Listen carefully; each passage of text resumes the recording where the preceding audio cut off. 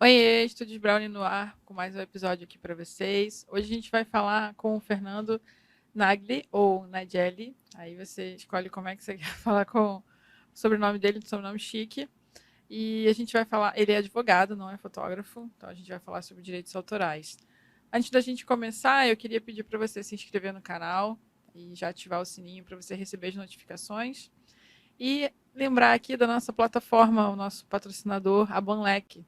Então, se você quer ganhar dinheiro e está precisando vender fotos, a plataforma Banlec é um lugar para você ter essa ajuda. Eles têm suporte 24 horas, tem uma equipe de vendas preparada. Então, é só você clicar, subir na plataforma e eles vão te ajudar com o resto.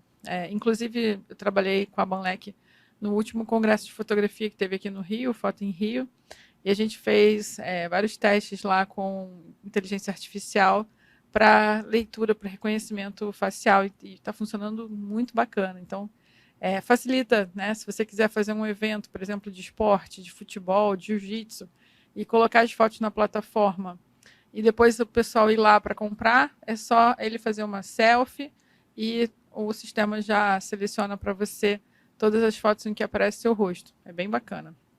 Então já se inscreve lá, acessa o QR Code que está na tela, ou o site que está aqui, e começa a ganhar dinheiro com fotografia, né? Então agora vamos para o nosso convidado, Fernando. Muito obrigada por aceitar o convite. Fernando já foi meu cliente, né? Já está acostumado com fotografia e, e a gente tem muitas dúvidas em relação a direito de imagem, direito autoral. Então, muito obrigada por aceitar o convite. Nada, né? Eu que agradeço, boa tarde. Meu nome só é esquisito, o segundo nome, meu sobrenome, mas pode me chamar de Negli, Nageli, qualquer coisa. E vai ser um prazer tentar trazer um pouco de respostas para essas dúvidas que você tem. Sempre lembrando que eu vou tentar fazer isso da forma menos chata possível, porque quando a gente entra no jurídico, no juridiquês, é muito maçante para quem não trabalha com direito, para quem não tem essa vida. Então, acho que eu pretendo aqui é deixar o mais claro, mais direto, mais explicado possível tudo que você precisar. Não, chato não é, não. É só que os jargões são um pouco diferentes do que a gente está acostumado, né? Como, por exemplo, eu que vim de TI antes de migrar para fotografia, na TI a gente tem também uns jargões, umas palavras que não são muito comuns no nosso dia a dia. E aí a gente acaba ficando. A gente fala, a pessoa fica, não entendi. Acho que no direito é um pouco parecido, assim. É a mesma coisa. E a gente também tem no nosso escritório muitos clientes que são de TI. Então a gente também acaba incorporando esses trejeitos, essas palavras, essas expressões de TI. Uhum. Do mesmo modo, às vezes eles acabam pegando as nossas expressões do jurídico. E então fica uma mistura. Mas para quem não é do ramo, para quem não está habituado a ouvir, é cansativo. É realmente cansativo, maçante você ouvir um juridiquês muito rebuscado, até às vezes sem necessidade. Se você não consegue explicar algo de forma clara, se você precisa explicar de uma forma totalmente rebuscada, você não está conseguindo fazer um bom trabalho. Entendi. Você trabalha num escritório de advocacia que é do Gustavo, que é o Bastilho. Nossa, o Bastílio Coelho, Bastilho Coelho. Eu estava com medo de falar o nome errado. não, sou advogado do Bastílio Coelho, já trabalho no escritório acho que há 3 anos e alguns meses. Então, bastante tempo de escritório. O nosso escritório é um escritório voltado totalmente para direito empresarial. Então, a gente trabalha com todas as áreas voltadas à necessidade mesmo de uma empresa. A gente costuma dizer que a gente gosta de fazer negócio. Então, o nosso papel não é aquele papel de advogado de não deixar as coisas acontecerem, mas sim de viabilizar os negócios. E dentro do escritório, a gente tem profissionais que trabalham em diferentes áreas e se especializam em algumas áreas. Então, no meu caso, por exemplo, eu tenho especialização nas áreas de proteção de dados e propriedade intelectual, propriedade industrial, direitos autorais. Então, são áreas que eu acabo transitando ao mesmo tempo dentro do escritório, mas acho que é mais ou menos isso que a gente faz lá dentro, de uma forma bem resumida. Legal. Quais são as outras áreas que vocês atuam para direito empresarial? Olha, a gente atua quase como um todo com o direito empresarial. Um dos nossos maiores carros fortes é direito societário. Operações de fusão, de aquisição, due diligence. Então, enfim, sempre que um cliente nosso, por exemplo, quer comprar uma empresa, quer adquirir uma outra empresa, falando de uma forma bem clara, ele pode procurar a gente e a gente assessora nessas operações. Também abertura de empresas, não só no Brasil, mas no exterior também. Viabilizar empresas exteriores que estão vindo para o Brasil ou viabilizar empresas brasileiras que querem atuar no exterior. A gente também assessora muito nessa área. E direito concorrencial também é uma área muito forte no nosso escritório. Então, a gente sempre trabalha quando tem algum tipo de operação envolvendo empresas, operações societárias, que pode trazer algum problema concorrencial. Porque, nesses casos, você tem uma obrigação de notificação ao órgão, que é o CAD aqui no Brasil, você tem uma série de obrigações que você tem que cumprir. Então, a gente assessora as empresas que estão nesse tipo de situação.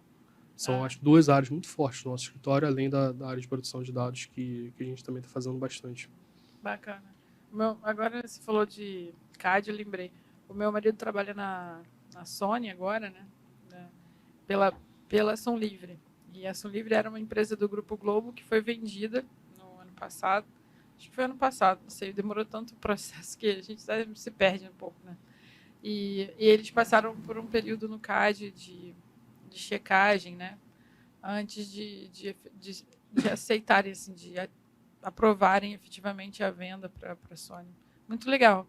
E vou fazer um merchan aqui que não estava programado, o Fernando não sabe.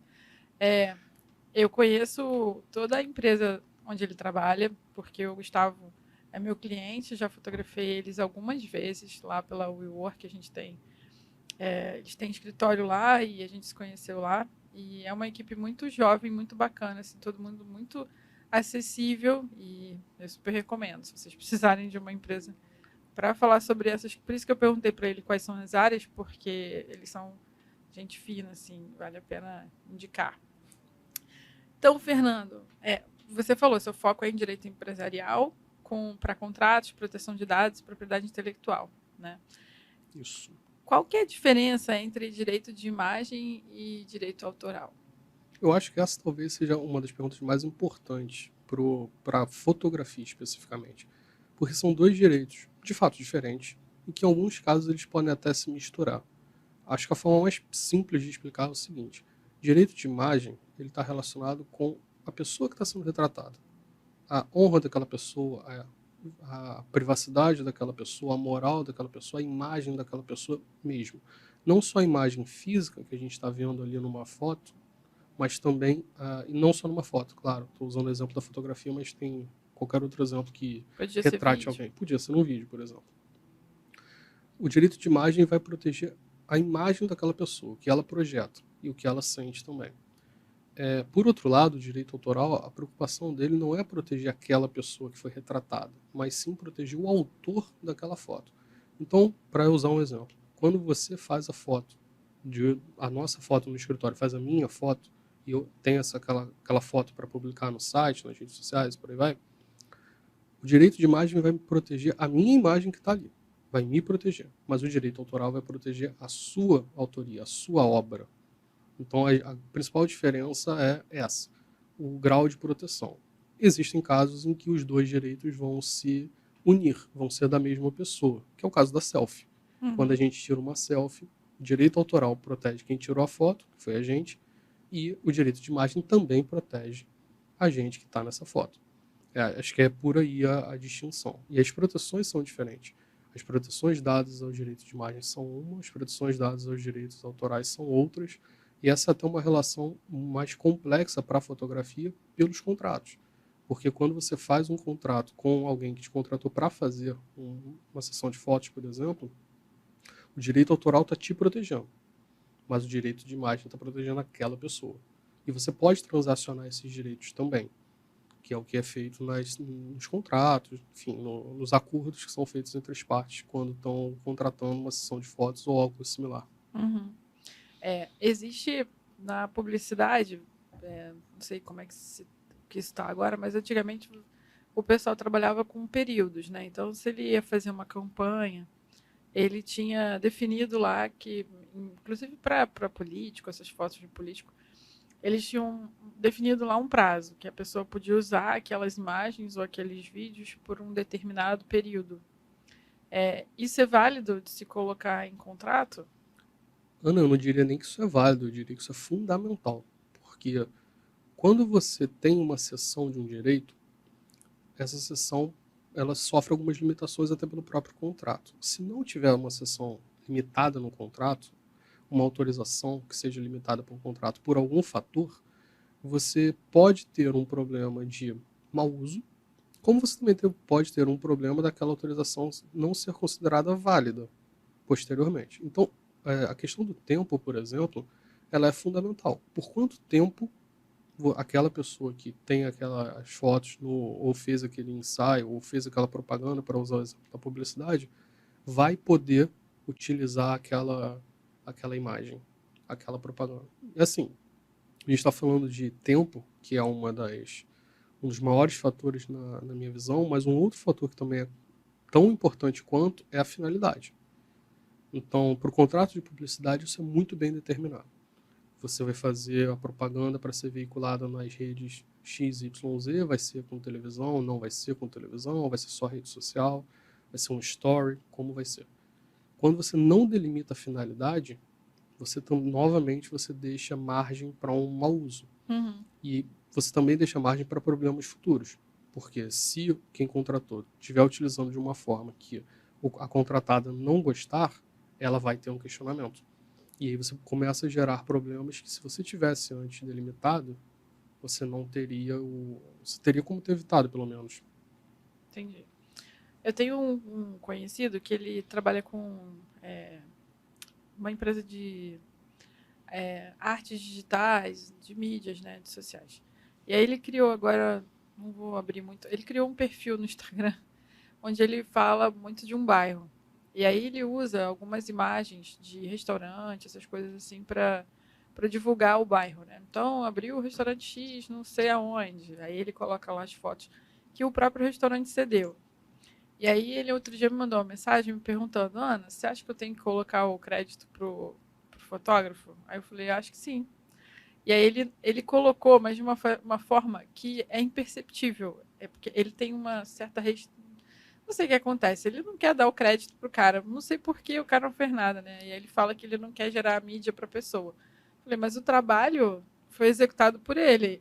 Ele falou, não, mas foi o restaurante que me passou as fotos, e se o restaurante contratou, as fotos são dele. Falei, mais ou menos, né?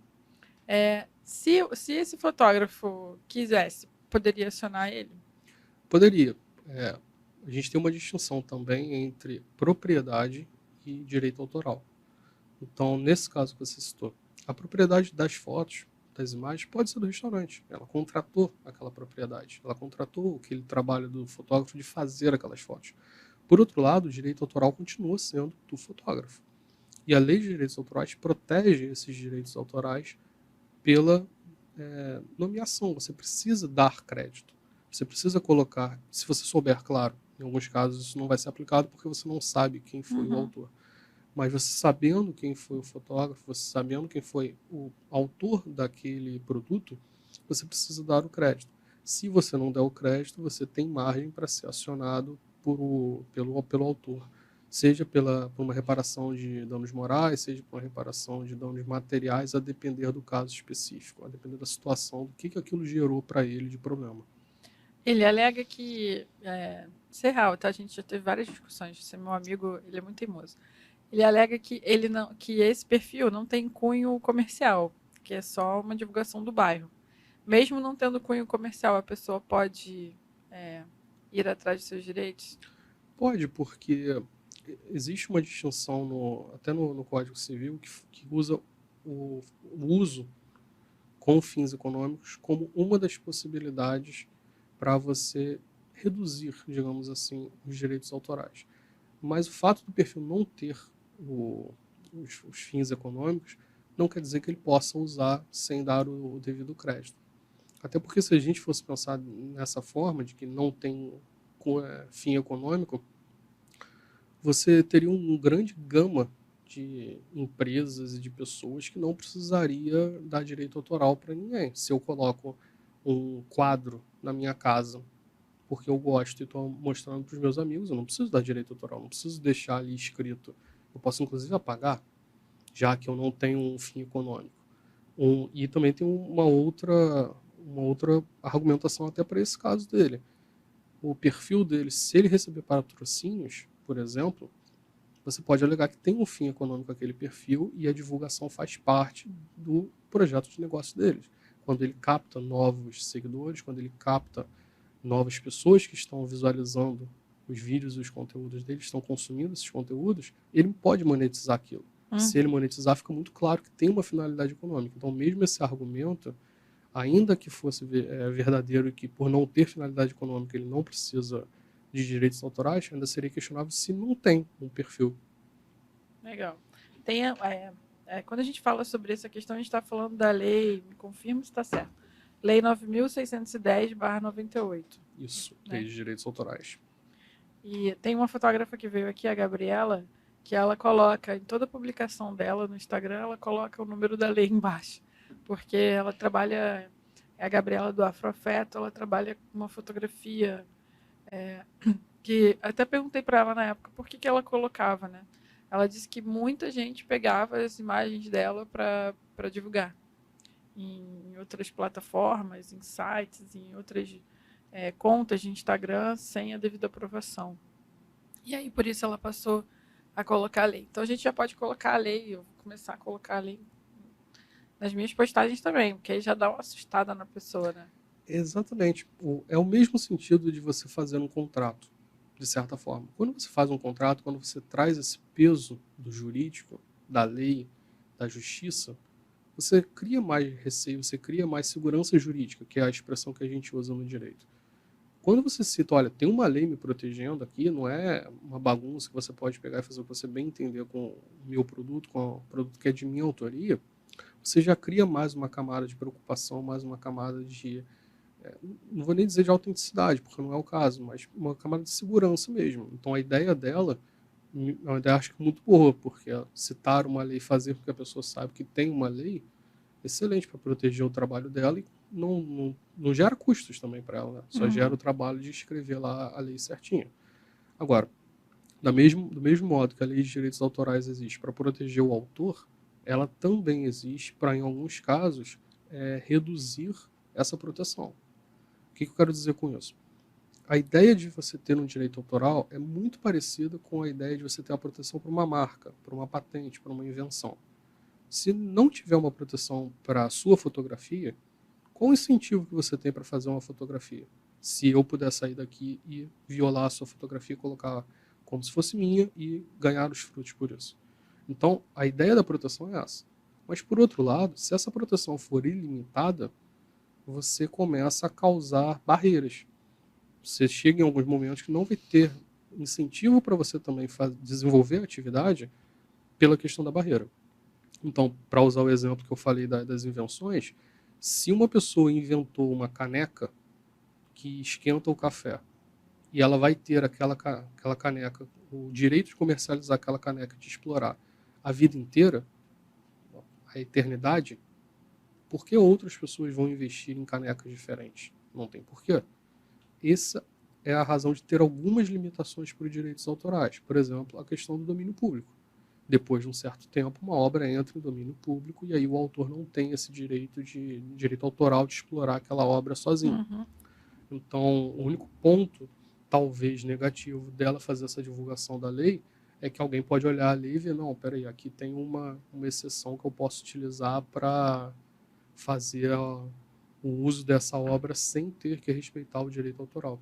Entendi. Qual seria essa exceção? A partir de... É o mesmo tempo que tem para música e livro? Lei de domínio público, desculpa, a previsão de domínio público aqui no Brasil é uma, em outros países é diferente, tá? Essas leis são nacionais, então elas normalmente vão variar. Aqui no Brasil é 70 anos. A regra é 70 anos a partir do ano seguinte da publicação. Então, se você fizer uma foto hoje, em julho de 2023, esse prazo de 70 anos vai começar a valer no ano que vem, 2024. Mas tem algumas outras alternativas aqui. Primeira alternativa, quando o autor é desconhecido. Também não faz muito sentido a gente proteger direito autoral de alguém que não se sabe quem é, né? E a outra alternativa é quando o autor morre sem deixar sucessor. Se isso acontecer, ainda que antes desse prazo de 70 anos, o direito autoral ele vai se perder. você vai manter você vai conseguir o domínio público antes desse prazo. Mas prazo mesmo é 70 anos. Entendi. Como é que funciona quando uma empresa compra as suas imagens? Por exemplo, a gente recebeu aqui o Evandro Teixeira, que é um fotojornalista que trabalhou mais de 40 anos no Jornal do Brasil. Ele vendeu o acervo dele todo, não sei se vendeu ou se cedeu, daí eu posso estar falando besteira, mas o acervo dele hoje é controlado pelo Instituto Moreira Salles. Quando aquela foto chegar, a primeira foto que ele fez lá no jornal, chegar a 70 anos, o Instituto Moreira Salles perde o direito de comercialização? Primeiro, lembra daquela distinção que a gente falou, propriedade e direito autoral. Uhum. Ele continua com direito autoral, mas a propriedade da foto, a foto como física, ela continua existindo. Então, a propriedade daquela foto vai continuar com o Moreira Salles. Foi vendido para eles. Eles vão ter aquela propriedade até eles não quererem mais. O que vai mudar é o direito autoral. Então, daqui a 70 anos, digamos assim, eles não vão precisar mais divulgar que foi o Evandro que é autor daquela foto. Entendi. E outras pessoas que quiserem reproduzir aquela foto também não vão precisar nem fazer a divulgação e nem fazer qualquer tipo de pagamento. Uhum. Então, o que vai funcionar é dessa forma. A propriedade, o fotógrafo pode vender o quanto ele quiser, pode ser comercializada várias vezes, inclusive, mas o direito autoral ele continua com quem criou aquela obra a primeira vez. Entendi. Tem uma coisa, agora eu lembrei de uma coisa. Quando eu faço um trabalho para um cliente pessoa física, por mais que eu coloque no contrato que eu tenho direito autoral e que eu posso usar aquela imagem para divulgação, ou para concurso, ou para site, o cliente tem o direito de negar, certo? Por causa do direito de imagem dele. O que ele vai ter é uma limitação. O direito autoral vai ser seu ainda que você não coloque isso no contrato. Mas minha sugestão profissional é coloque no contrato para deixar claro e transparente para ele que aquela situação garante a você um direito autoral. Mas ainda que não tivesse, a lei garantiria. Só que o direito autoral, assim como o direito de imagem, eles não são absolutos. Eles têm que ser, em muitos casos, compatibilizados. Então, vou dar um exemplo que é muito, muito comum. O fotógrafo faz uma sessão de fotos, mas usa aquela foto para uma finalidade que não foi combinada antes. A propriedade da foto é do fotógrafo. Ele contratou uma modelo para fazer um ensaio qualquer, para fazer a divulgação da marca X. E aí, depois de um tempo, ele vai usar aquelas mesmas fotos para fazer a divulgação de uma outra marca Y, por exemplo. Como a finalidade foi modificada, talvez o direito autoral não vai resguardar essa violação da imagem, esse uso indevido da imagem. Porque quando você fornece a sua imagem para alguém, quando você cede o uso da sua imagem para alguém, você cede por tempo, você cede por finalidade, você cede por forma. Por isso que é importante no contrato de prestação de serviço ser extremamente claro com como vai ser aquela sessão. Você vai utilizar a imagem por quanto tempo? Quais os formatos que vão ser utilizados naquela imagem? Ela vai ser utilizada só em publicidade, em propaganda pela internet? Ela vai ser utilizada por meios físicos? Quais redes sociais você vai utilizar? Você vai utilizar, por exemplo, para a divulgação da sua própria marca, para o seu portfólio, que é a utilização mais comum que todo fotógrafo faz. Ele utiliza no seu próprio portfólio. Ele utiliza para divulgar o próprio trabalho. É importante que todas essas finalidades estejam previstas no contrato para evitar uma situação em que você tem o direito autoral, mas você pode ser acusado por um uso indevido de imagem porque aquela finalidade daquele uso daquela imagem não foi prevista na relação. Entendi. E se eu não fizer o contrato, eu posso pegar uma aprovação só por WhatsApp? Pode. Você sempre pode pegar... Assim, o direito, em alguns pontos, não vou dizer todos, mas nesse ponto específico, ele não está tão preocupado com a forma. Uma autorização por WhatsApp tem validade. Agora, uma autorização por WhatsApp tem a mesma segurança que uma autorização por escrito? Ou um termo de autorização assinado? Não, não tem. Isso você pode ter diferenças de peso de segurança jurídica. E uma outra diferença maior aqui é o seguinte: quando você tem um contrato que é assinado pelas partes e por duas testemunhas, esse contrato se torna um título executivo extrajudicial. Infelizmente, eu vou ter que usar juridiquês agora. Tudo bem. Esse título significa, na prática, que você tem um procedimento simplificado para processar alguém que descumpra aquele título. O que eu quero dizer aqui? Você não precisa fazer um processo para reconhecer o seu direito, de uma forma bem simples. O seu direito já está reconhecido naquele contrato. Já está reconhecido pelas duas testemunhas que assinaram. Você vai pular uma etapa, no caso de você querer entrar com uma ação pedindo uma indenização, pedindo para parar o uso indevido, algo do gênero. Uhum. Por isso o contrato funciona com muito mais segurança jurídica do que uma autorização via WhatsApp ou qualquer outra forma. Por outro lado, a gente sabe que em alguns casos o WhatsApp é a forma mais fácil de você conseguir uma autorização. Então, é melhor do que nada, sem dúvida nenhuma. Mas podendo fazer essa escolha, uma escolha por um termo de autorização, um termo de cessão de imagem ou um contrato propriamente dito, sim, garante mais segurança. Tá. Antes da pandemia, eu fotografei uma atriz francesa, ela está até naquela série Outlander agora. E eu levei um documento para ela assinar, né? Porque eu sabia que eu não ia ter contato com ela nem tão cedo, né?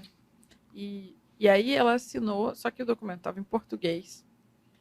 Estava com um amigo que falava francês, que fez a tradução para ela. E ela me falou assim, eu vou assinar, eu autorizo, mas eu queria que você me mandasse as fotos antes para eu aprovar quais fotos você pode publicar. E aí eu falei, tudo bem. Então, eu tenho um documento assinado, né? Não sei nem se teria validade, porque ela não é brasileira, né? E o que eu fiz? Eu mandei para ela por um sistema, aquele mesmo sisteminha que você fez a seleção das suas fotos lá, para ela selecionar as fotos que ela autorizava eu publicar. E aí eu fiquei com aquele filtro lá, então toda vez que eu quero publicar uma foto dela, eu vou lá e vejo quais que ela aprovou, né? Eu acho mais seguro assim do que você... Porque quando a pessoa assina, às vezes a gente nem executou a foto ainda, né? Então pode ser que tenha alguma foto ali que ela fale, olha, eu não me sinto confortável com essa, porque tá aparecendo, sei lá, o colo do meu peito, alguma coisa assim, né? Então eu acho mais seguro, mesmo depois de terminar o trabalho que a pessoa assinou, eu vou lá e pergunto se eu posso usar. Isso é uma prática correta, né? Sim, sim. Até porque você pode prever no contrato que a contratante, ou enfim, a modelo, digamos assim, ela vai ter o direito de opinar e vai ter o direito de vetar o uso de algumas fotos. Você não precisa dizer quais, mas se você garantir o direito ali, você já deixa seguro para que ela faça isso depois. O contrato vai reger a negociação e vai reger a prestação de serviço sua inicial. Como vai funcionar depois, não tem nenhum prejuízo que você tenha outros mecanismos de você fazer o cumprimento desse contrato ou até outros documentos. Então, vou dar um exemplo relativamente comum. Tá? Você pode fazer um contrato agora para uma sessão de fotos. E chegar no dia da sessão de fotos, você entregar para a pessoa e pedir, para a gente fazer a sessão de fotos, você pode, por favor, assinar esse termo aqui sobre essa sessão da sua imagem para os fins daqui da sessão de fotos, para eu fazer a divulgação no meu portfólio, para eu fazer a publicação nas minhas redes sociais. Você pode ter mais de um documento, não tem problema nenhum. Então, nesse caso, nem precisou do documento, funcionou bem. Isso. Só um comentário. Você comentou sobre o fato dela ser francesa. Não tem nenhum problema. Tem validade aqui no Brasil. Ela pode assinar sem qualquer questionamento. Ainda mais porque você fez em português. A gente tem algumas limitações aqui no Brasil para documentos feitos em línguas estrangeiras. Mas como foi feito totalmente em português e foi feito no Brasil e o seu direito, toda a discussão estaria no Brasil, problema nenhum o fato dela ser francesa. Até por ela ter tido o seu amigo para fazer a tradução. Uhum. Então ela nem poderia alegar desconhecimento. Por ser analfabeto, por exemplo, é uma alegação de nulidade para um contrato. E aí seria uma alegação de não sou analfabeto, mas eu sou analfabeto em português. Nesse caso, ainda assim, seria pela testemunha, seria uma alegação que nem se comprovaria. Entendi. Como é que funciona quando a gente está trabalhando assim em relação a evento, por exemplo? Tem uma pergunta aqui de uma convidada, ela trabalha muito com festa infantil. E aí pode ser para casamento também, onde a gente geralmente fecha o contrato com os noivos, né? Ou às vezes só com a noiva, ou às vezes só com a mãe da criança. Como é que funciona quando a gente quer usar uma foto que tem muita gente na imagem, mas essas pessoas não autorizaram o uso dessa imagem? Olha, tem algumas proteções para isso. É, mas a maior proteção é o que eu tenho visto alguns eventos fazer, alguns eventos que estão fazendo, que é principalmente os eventos que fazem comercialização dos ingressos online. Quando você compra um dos ingressos, participei de um processo desse muito recentemente, eu comprei um ingresso e eu vi que além de fazer a compra do ingresso, eu tinha que fazer o aceite de um termo de autorização do uso da minha imagem. Então, todo mundo que comprou o ingresso para aquele evento, por exemplo, fez a autorização do uso da imagem. Mas note, eu não autorizei a fotógrafa Ana a utilizar a minha imagem. Eu autorizei a empresa, a produtora do evento, de quem eu comprei o ingresso, a utilizar a minha imagem.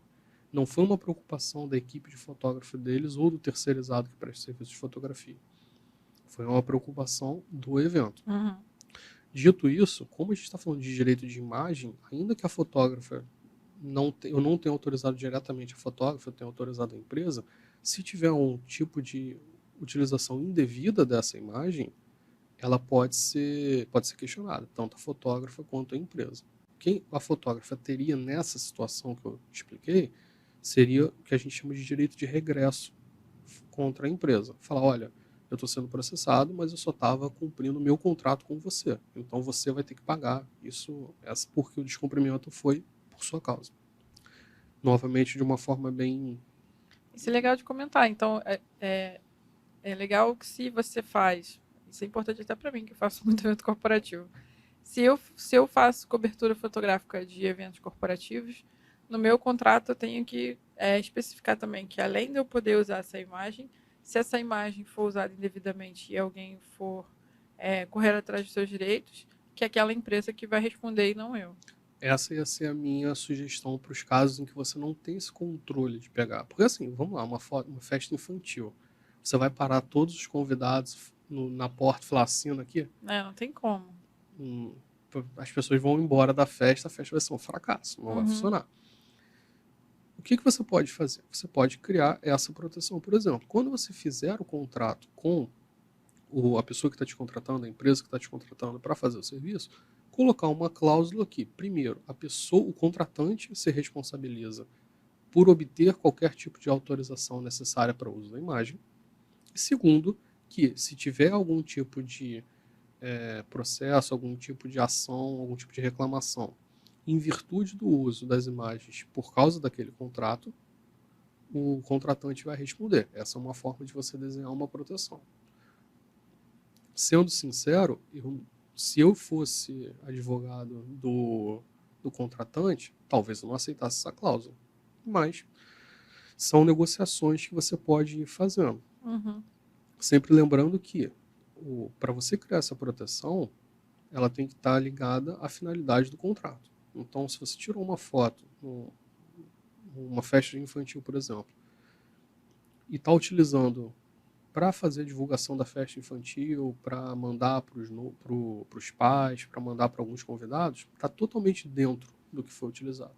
Agora, se você estiver pegando uma foto de uma criança que está comendo um sorvete para fazer uma divulgação daquele sorvete, falar, olha como esse sorvete é bom, essa criança está comendo, fazer uma propaganda mesmo, né? Você já violou a finalidade. Aí você vai ter muito mais dificuldade para conseguir garantir o seu direito aqui. Veja que eu vou estar sempre falando sobre isso. Finalidade, limites. Porque o consentimento, porque a finalidade, porque o tempo são os fatores mais importantes aqui para a gente ver o que pode fazer e o que não pode. Mas para essa situação das festas infantis, por exemplo, essa seria uma alternativa. Ou para qualquer tipo de evento mesmo. Você passar para o contratante essa responsabilidade. Ainda que você venha a ter algum questionamento, você pelo menos vai ter esse direito de regresso contra a pessoa ou a empresa que te contratou. Entendi. Em relação a espaços públicos, vale a mesma coisa? A questão de espaços públicos, ela é uma das questões que eu sinceramente acho mais divertidas de estudar as decisões judiciais no Brasil. Porque o que é público?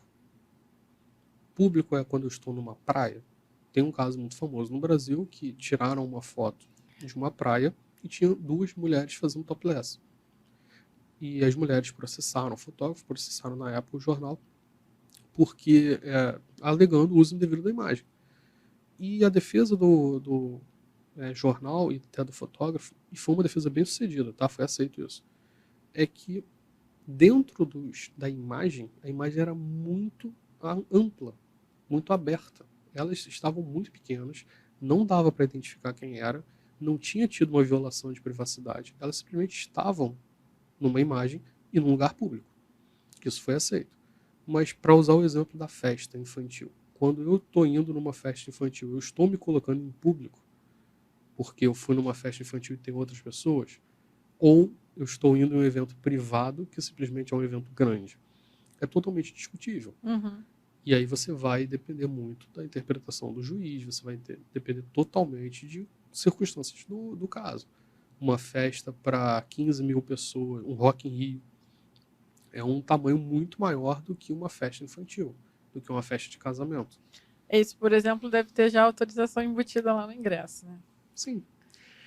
Provavelmente tem, porque a comercialização é online, muito fácil de você fazer, você só coloca um termo a mais, ou coloca alguma cláusula dentro do próprio termo de compra que você faz, termo de uso, você já mata esse tipo de problema. Legal. Tem um caso muito famoso também de não sei se era uma propaganda ou se era só uma reportagem. Estavam fazendo na praia, aparece a bunda de uma mulher. E era só a bunda, não dava nem para ver o rosto dela, assim. E ela processou e ganhou, porque ela disse que tinha como provar que aquela bunda era dela. Então, isso é muito complexo. Por exemplo, se ela tiver uma tatuagem ou alguma marca que identifique ela, é possível que ela consiga fazer esse argumento. Mas, por outro lado, quantas pessoas teriam visto aquela marca, teriam visto aquela tatuagem? Se ela não for uma pessoa pública, dificilmente vai ter uma gama tão grande assim. Então, como eu falei, vai depender muito do caso. Uhum. Por isso que é realmente interessante você analisar esse tipo de processo, porque cada decisão sai muito particular. Tem um livro de um fotógrafo que já foi editor-chefe do Jornal do Brasil, que é um cara que tem muita experiência, do Rogério Reis, que ele fotografava a praia de Copacabana todo dia, com todo mundo lá, não usava, naquela época nem tinha inteligência artificial para isso, né? Ele não retirava ninguém. E aí ele lançou o livro, só que no rosto das pessoas tinha umas bolinhas. Cada um tinha uma bolinha colorida, fez exposição e tal, né? E aí a gente estava conversando sobre inteligência artificial agora que a plataforma que me patrocina, você consegue fazer o reconhecimento. E o cara que desenvolveu, o Jonathan, estava falando que o ruim é que que o código não consegue reconhecer se você está de costas, né? Porque ele faz uma leitura do seu rosto, tira umas medidas, uns cálculos de distância de olho, nariz, boca, não sei o quê, e aí consegue te achar ali. E quando você está de costas, ele não consegue. Só que a gente consegue sem reconhecer, né? Então, mesmo com as bolinhas no rosto, as pessoas que pegavam o livro do Rogério poderiam se reconhecer. Se elas estivessem com essa bolinha no rosto, mas elas se reconhecessem na imagem, pelo restante do corpo, elas poderiam processar ele? Poderiam tentar, mas aí você vai também vai também muito de acordo com o quanto elas conseguem provar que outras pessoas reconheceriam ela. Porque quando a gente fala de uso indevido da imagem, e até para você criar um dano moral, você gerar um dano moral, você precisa ter não só o uso indevido da imagem, mas um nível até maior. Você precisa causar um estresse, causar um transtorno. Se você usar indevidamente a imagem de alguém e não causar um estresse, você vai ter dano moral. Não é que não tem. Mas ele vai ser num nível muito menor do que algo que cause esse problema para a pessoa.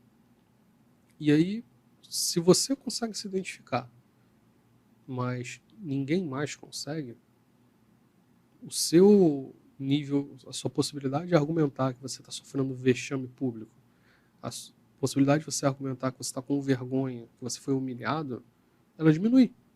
Porque tudo isso vai com o seu sentimento.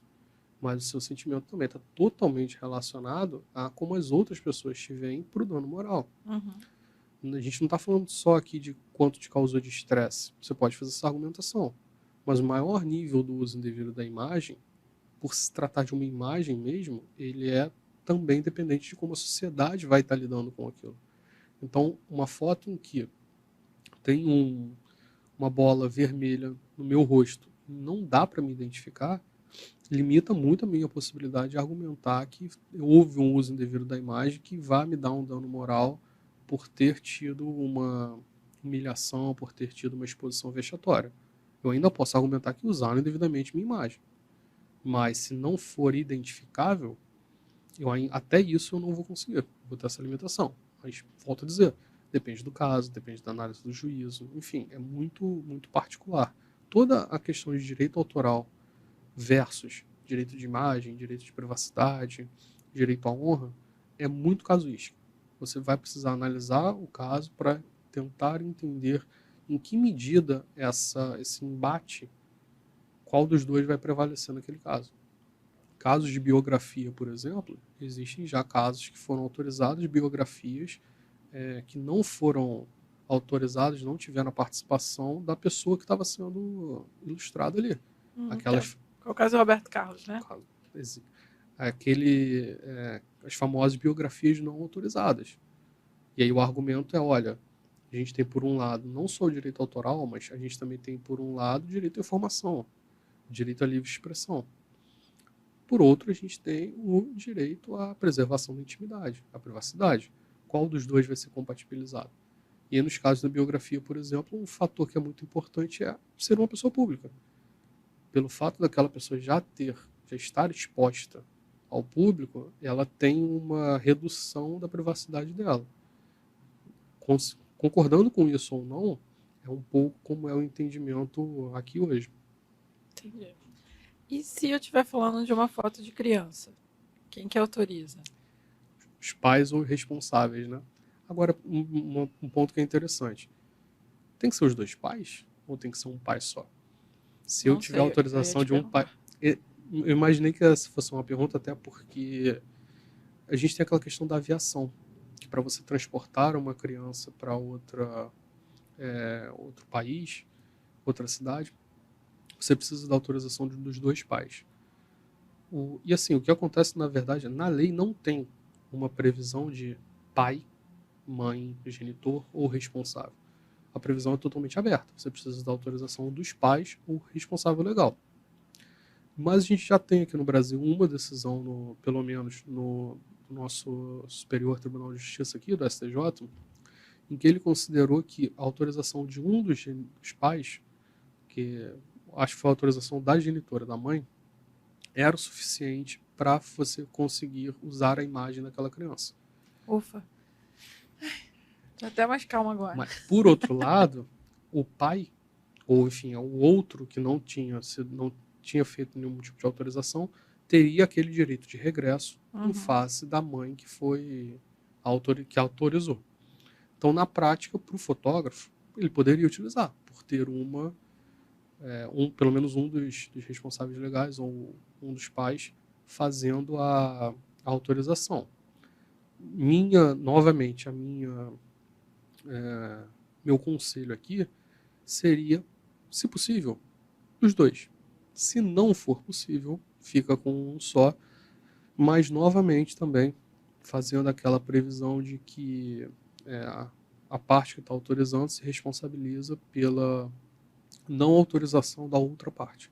Então, se você tivesse algum questionamento, você poderia utilizar essa cláusula do seu contrato como uma segurança. Porque, como eu falei, foi uma decisão da STJ, mas não são várias decisões sobre o tema que permitam que a gente tenha um pouco de segurança de falar, olha, vai ser desse jeito.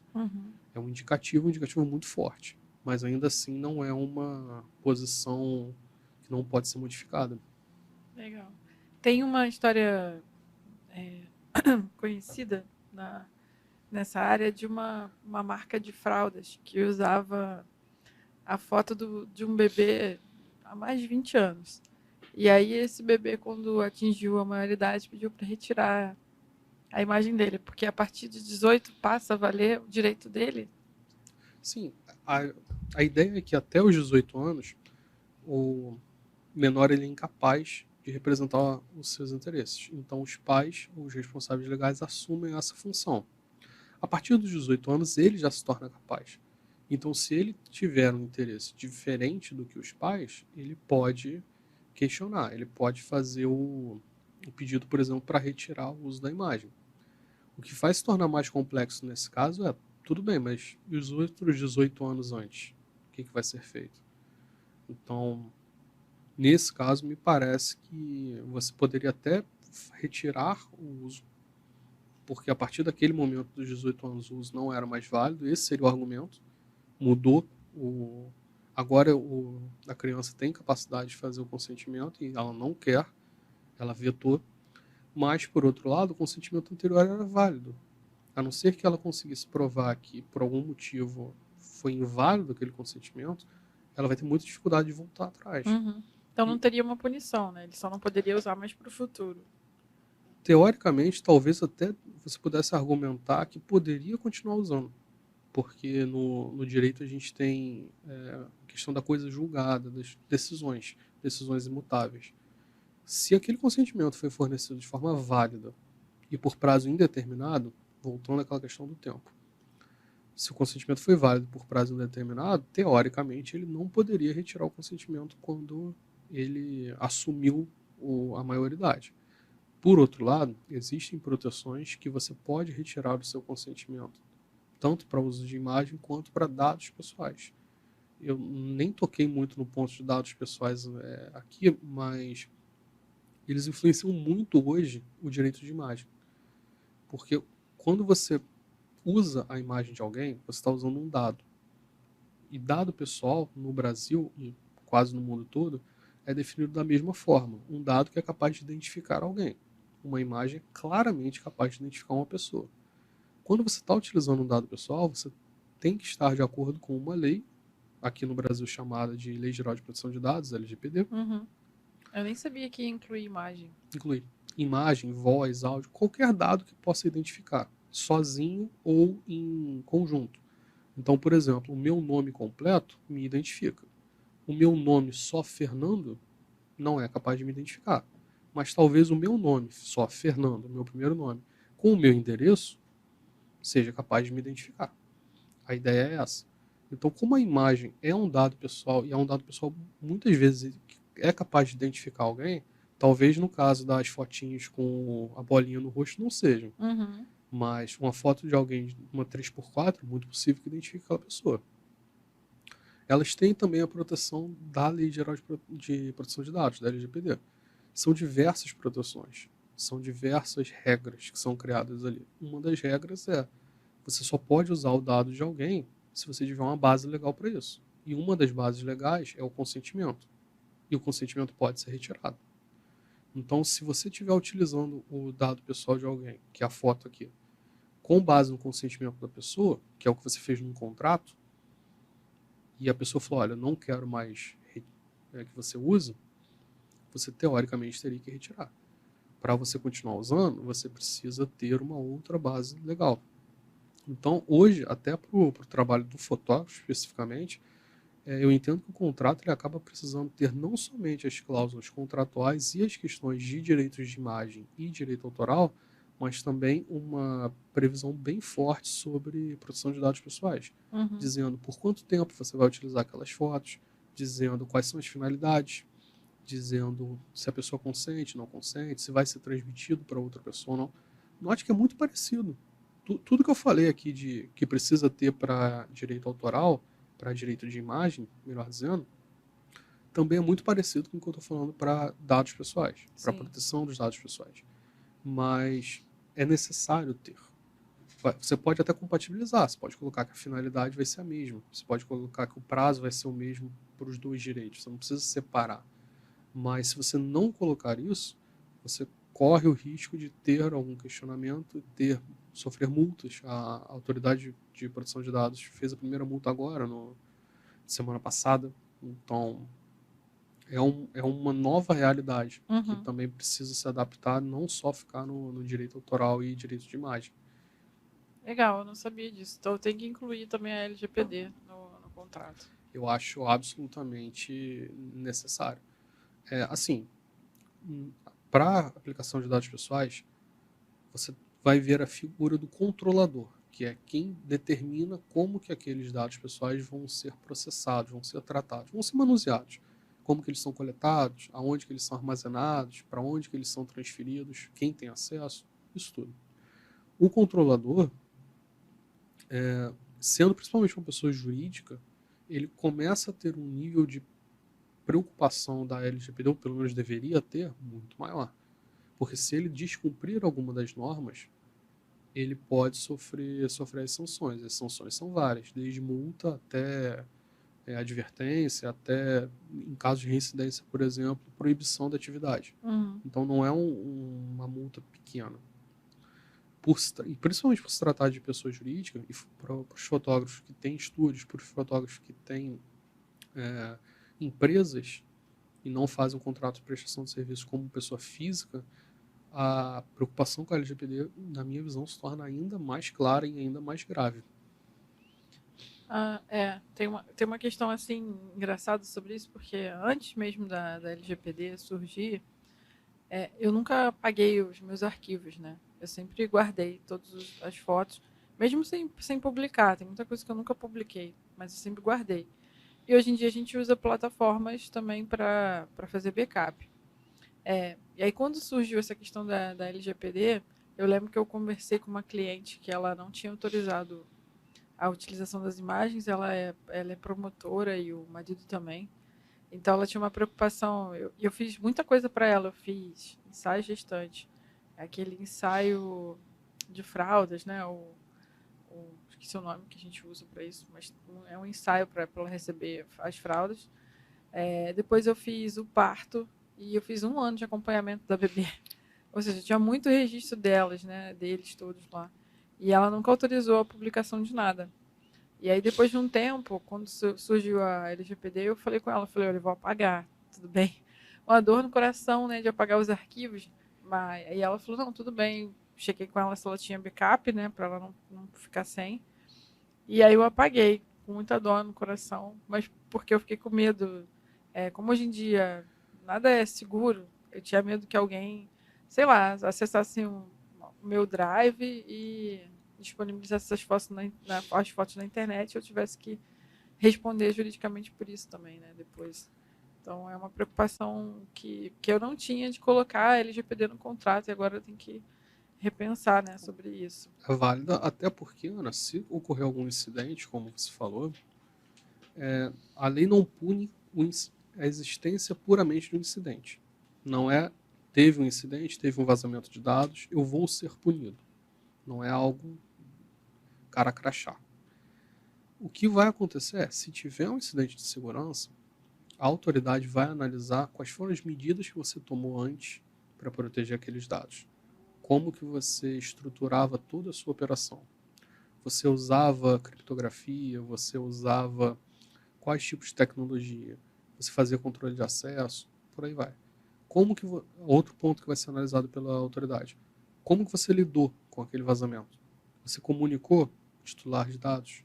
Você demorou para comunicar? Você contratou alguma especialização de cibersegurança para te ajudar? Tudo isso, ele vai levar em consideração todo o seu processo de proteção anterior ao vazamento e também de como você lidou, de resposta, para ir te punir ou não. Vai depender.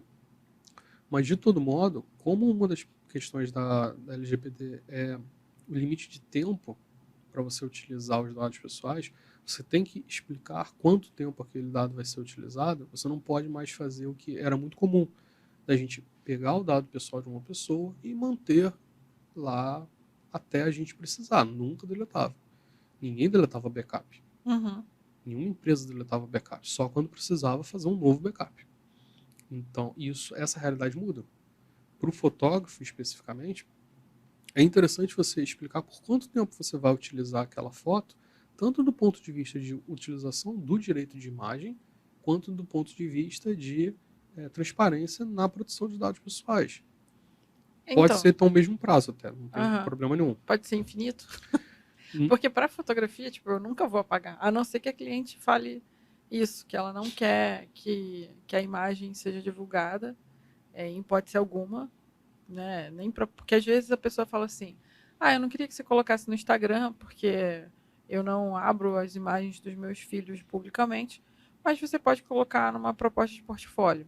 Ou você pode colocar no seu site que não vai ser tão acessado assim, entendeu? Mas eu nunca pago, porque eu acho que o cliente pode vir algum dia me pedir essas imagens, entendeu?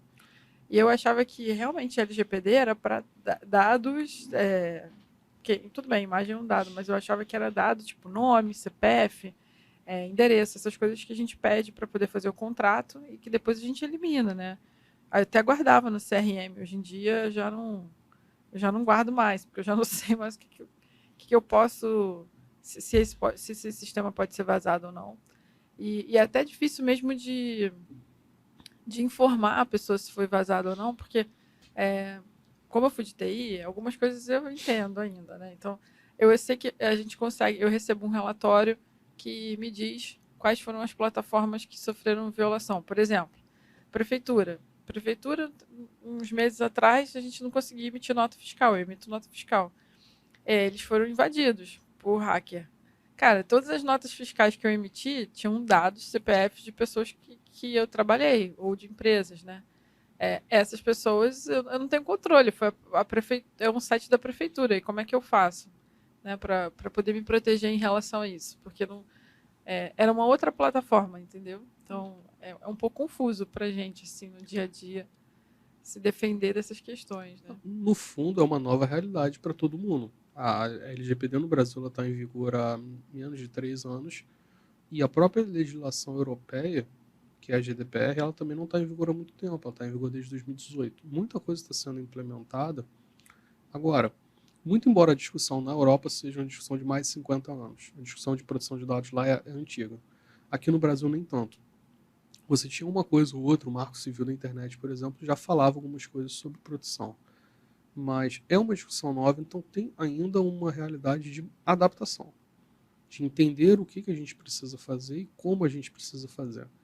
E nesse ponto, o papel da autoridade é fundamental.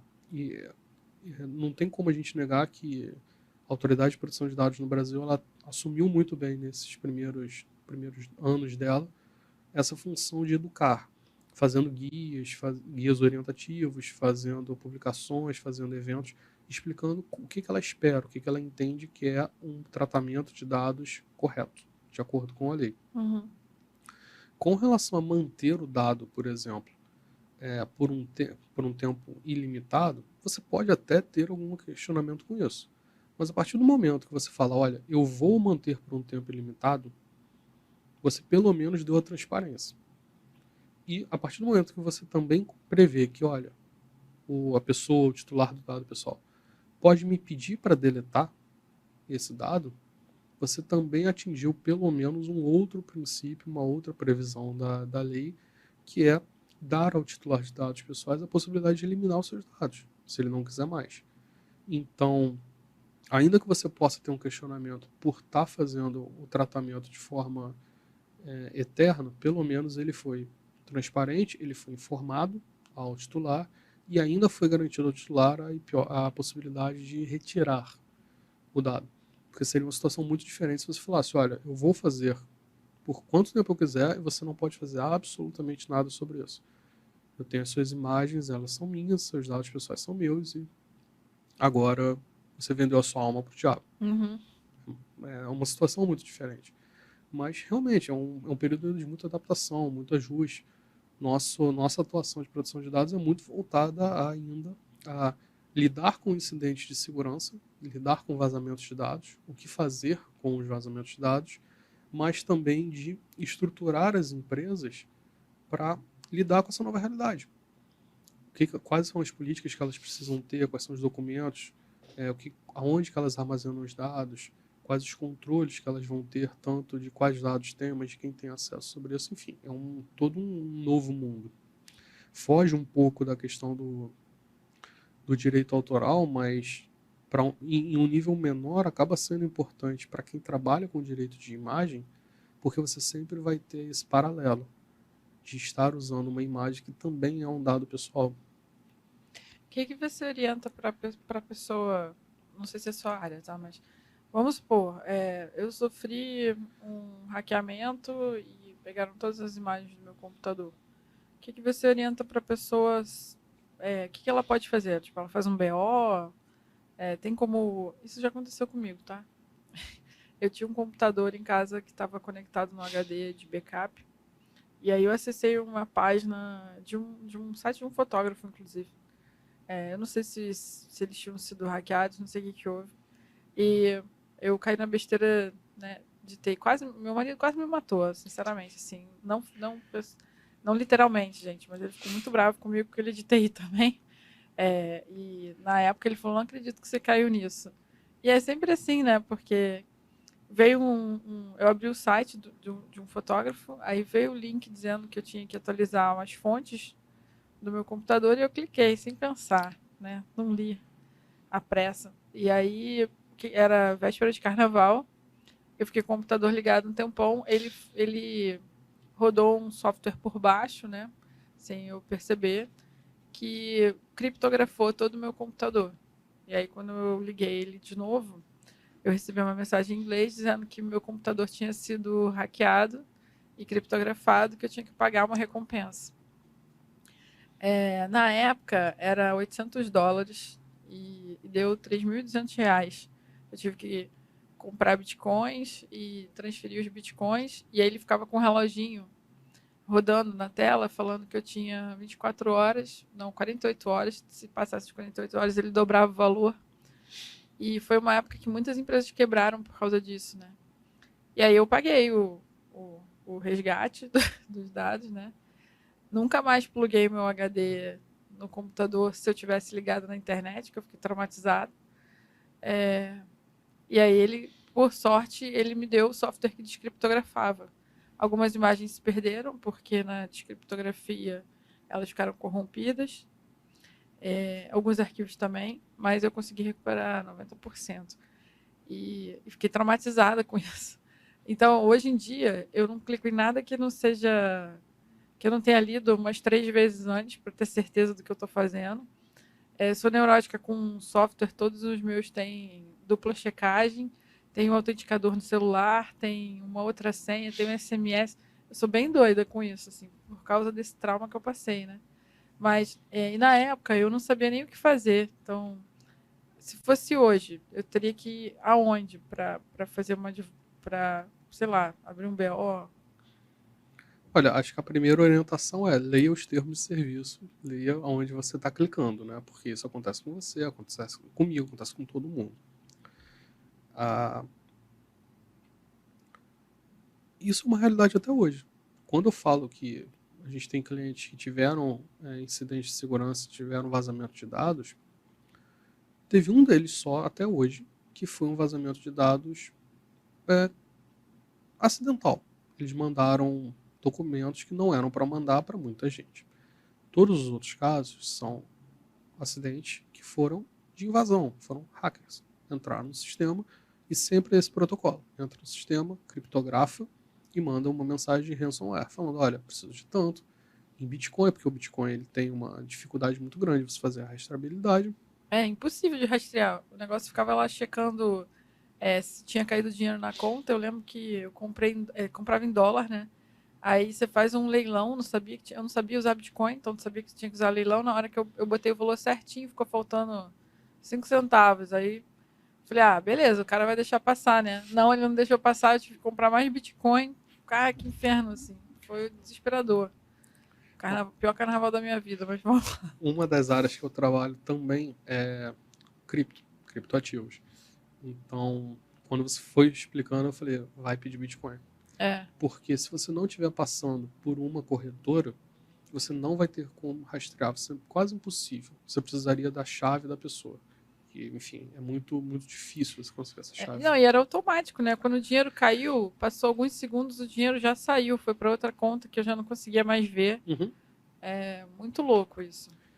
Mas o que eu orientaria seria, olha, fazer o BO. Esse é a primeira orientação, até porque com o BO você consegue mais proteções, você consegue mais alternativas. Agora, é muito delicado falar para alguém, faz um boletim de ocorrência, vai na polícia, quando você tem um risco de ter um vazamento de informações que você não quer que vaze. No seu caso, por exemplo, a gente está falando do seu trabalho, mas em muitos casos a gente está falando também de questões pessoais. Por isso que você tem tanta dificuldade em orientar os seus clientes para faz um BO, vai na delegacia. Essa é a primeira alternativa. A gente no Brasil tem delegacias de crimes cibernéticos em alguns lugares. São delegacias especializadas, são profissionais capacitados, mas também são profissionais que têm um volume de casos muito grande. Então, muitas vezes, você não consegue ter um resultado desse seu BO. Mas, no fundo, é a melhor alternativa. É você fazer o BO e tentar, ao máximo possível, conseguir informações para que a polícia faça o rastreamento desse indivíduo, desse hacker, de quem foi. Essa é a melhor alternativa que você tem. As outras alternativas são proteção. É você, como você falou, usar sempre duplo fator de segurança, de autenticação, ter cuidado com os links que você acessa, enfim, aqui não tem muito como fugir disso. Mas uma das outras formas que você tem como lidar, e aí não é quando você acessa o link, mas é se você vir, por exemplo, algum bug, alguma falha, alguma backdoor em um serviço, é você notificar o serviço. E várias empresas, inclusive, dão recompensas por isso. Uhum. Então, se for por esse caminho, a notificação do serviço além do BO, se você for violado, é uma alternativa. Mas se for só uma violação pessoal, eu não vejo muita como fugir de faz um BO e aí depois você vai vendo as suas alternativas. Porque se você não tiver acesso, não tiver o conhecimento daquela pessoa, você dificilmente vai conseguir ir por um caminho que não seja fazer o BO para tentar descobrir. Também, né? Uhum.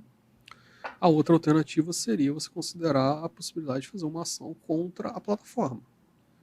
Porque se foi uma falha de serviço da plataforma que causou a sua invasão, aí você teria como fazer uma ação com chances reais de ter um êxito. Por outro lado, o que as plataformas vão alegar, elas sempre alegam porque é até óbvio, é que foi uma falha exclusiva sua. A plataforma não tem uma violação. Você foi violado porque você clicou num link que tinha um vírus, que tinha Uhum. keylogger, algo do gênero. Então, você vai entrar nessa discussão de comprovar que teve uma falha de serviço. É possível, mas não é tão simples assim. Mas algumas alternativas que você poderia pensar para esse caso. Entendi. Eu sei que o Google, ele me avisa quando tem os sites que sofreram violação. Então, ele avisa sempre para a gente trocar as senhas. E aí, eu sempre troco as senhas com frequência para não correr nenhum risco de perda de dados, né? E hoje eu uso o Mac, então o Mac é mais seguro, porque tudo ele pergunta, tem certeza? Tem certeza? Diferente do Windows que você pode configurar lá para ele executar automaticamente. Então, hoje em dia eu fico mais tranquilo. Deixa eu ver aqui as perguntas dos colegas. Tem uma pessoa. Tá, a gente perguntou já da uso de imagem das crianças, festas, né? Tem uma pergunta aqui de um colega que ele fala: se eu tenho uma imagem, uma fotografia que foi criada, e a partir dessa, agora com a inteligência artificial, a pessoa usa para criar uma coisa um pouco parecida, isso pode configurar plágio? Essa pergunta é bem interessante. Pode, dando uma resposta direta, mas toda discussão de produtos criados por inteligência artificial, ela passa por um problema que vem sendo debatido no mundo inteiro, que é quem é o proprietário. Se eu colocar no chat GPT da vida, crie para mim um livro, e ele me der aquele livro, quem é o proprietário daquele livro? Eu, que dei o comando para a inteligência artificial, o proprietário da inteligência artificial, o desenvolvedor da inteligência artificial, pode ser até dois diferentes, né? O desenvolvedor e o proprietário, se ele tiver cedido a propriedade para alguém. Ou a própria inteligência artificial, que não faz muito sentido, porque na maior parte do mundo você não pode ter uma propriedade sendo uma inteligência artificial. Uhum. Mas já teve uma decisão até na China, por exemplo, em que foi garantido propriedade de uma obra para a inteligência artificial que criou. Eu não sei se essa decisão se manteve depois, mas é um indicativo curioso. Então, a primeira decisão aí, o primeiro ponto que a gente teria que pensar é: pode ser plágio, mas quem plagiou? Como é que prova, né? Não, provar talvez nem seja tão difícil. O problema talvez maior seja quem processar. Eu vou processar a inteligência artificial, ela pode cometer plágio? Plágio é um crime. Para ter Você, crime, tem que ser pessoa física. uhum. Mas você pode processar a pessoa que está usando a imagem? Pode, mas imagina, teve uma violação que alguém colocou lá da imagem que você fez. Você vai processar a plataforma que fez a violação, a plataforma vai falar: olha, minha plataforma é open source, minha plataforma é open access. Não tem nada a ver com isso. Quem fez é o responsável, é quem mandou o comando. Uma defesa que quem mandou o comando pode ter é falar: quem fez foi a plataforma, eu só mandei o comando. E às vezes, é porque assim, a gente está pensando em casos que isso é intencional, mas pode não ser. Você pode mandar um comando para uma inteligência artificial como o ChatGPT de faça uma imagem sobre X, Y, Z. Você entender que aquela imagem foi uma imagem criada por ele, quando na verdade ela foi uma imagem adaptada, e às vezes pouco adaptada, com poucas alterações, de uma imagem real. Uhum. Esse é um problema que o ChatGPT especificamente está criando em vários lugares do mundo, que é pessoas pedindo, mandando comandos para ele, recebendo de volta resultados que são, na verdade, plágio ou alterações de coisas que já existem. Porque a inteligência não está criando, desenvolvendo um produto novo. Ela está somente adaptando e pouco produtos que já existem. Então, para esse caso, você até pode alegar o plágio, mas você vai ter uma dificuldade muito grande quanto a decidir quem você vai processar e quais vão ser os argumentos.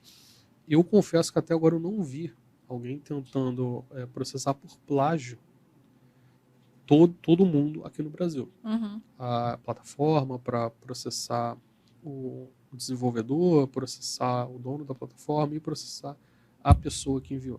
Uhum. Mas é uma situação interessante, até porque em alguns casos você não vai conseguir mapear quem foi que fez aquele plágio. Uma imagem que simplesmente está na internet, foi colocada na internet, você não consegue chegar até quem fez aquele upload, você sabe que ela foi um plágio, mas você não consegue chegar até quem fez. Talvez a sua única alternativa seja tentar fazer o strike do plágio. Uhum. Enfim, mas aí também vai depender de acordo com os termos de uso da plataforma que você está verificando, que está o arquivo, como que funciona, se é uma plataforma mais rígida para derrubar violações de direitos autorais, como é o YouTube, se é uma plataforma que não é tão rígida como outras, enfim. Essa é uma questão que provavelmente a resposta clara vai vir daqui a uns 5, 6 anos, porque o Brasil está discutindo um projeto de lei sobre regulação da inteligência artificial e o mundo todo está discutindo. Então, não é algo que seja só o Brasil se preocupando, mas é um terreno que ainda tem muito mais pergunta do que resposta.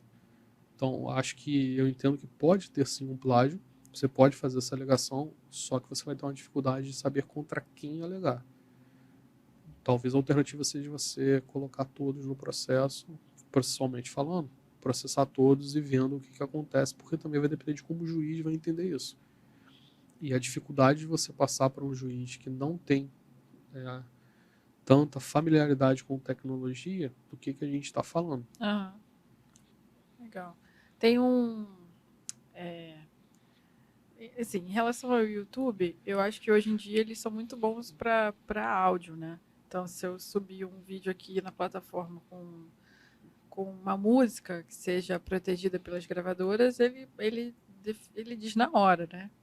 E que você não pode usar por questões de direitos autorais. Mas em relação à imagem, não tem ainda, né? Nada que controle isso. E só um comentário aqui para a galera que está ouvindo a gente. Tem um artista, eu não vou lembrar o nome dele agora, mas eu acho que ele é americano, que ele já usou várias vezes, antes mesmo de surgir inteligência artificial, ele já usou imagens de propagandas. Ele usou uma imagem na época que se fazia propaganda de cigarro, acho que era Marlboro, que era um cara num cavalo, num deserto. Ele usou aquela imagem para que eles chamam de apropriação, para refazer uma imagem em cima daquela e vendeu por milhões numa galeria. Depois, quando surgiu essa história de selfie, de Instagram, ele pegou as selfies de várias pessoas e montou quadros e começou a vender super caro. Tanto que na época fizeram um projeto que vendiam a mesma arte que ele tinha feito com aquela imagem por $1, só porque as pessoas processaram ele por uso indevido. Só que nos Estados Unidos a lei é diferente e ele ganhou todas as acusações, tanto do fotógrafo do Marlboro, quanto as pessoas que tiveram as suas imagens roubadas, né, para poder fazer essas artes na galeria, também processaram e todas elas perderam. Ele ganhou em todas as instâncias, né? Aqui no Brasil talvez fosse diferente, mas lá a lei funciona diferente e ele conseguiu ganhar. Então isso não é novo, né? Isso já é antigo, só fica mais rápido agora da pessoa conseguir fazer com inteligência artificial, né? Isso, violações existem desde que você existe o direito autoral. Você cria o direito autoral porque já existia violação. Ao contrário até, você tem primeiro a violação e depois o direito. Mas você tocou num ponto importante, Ana.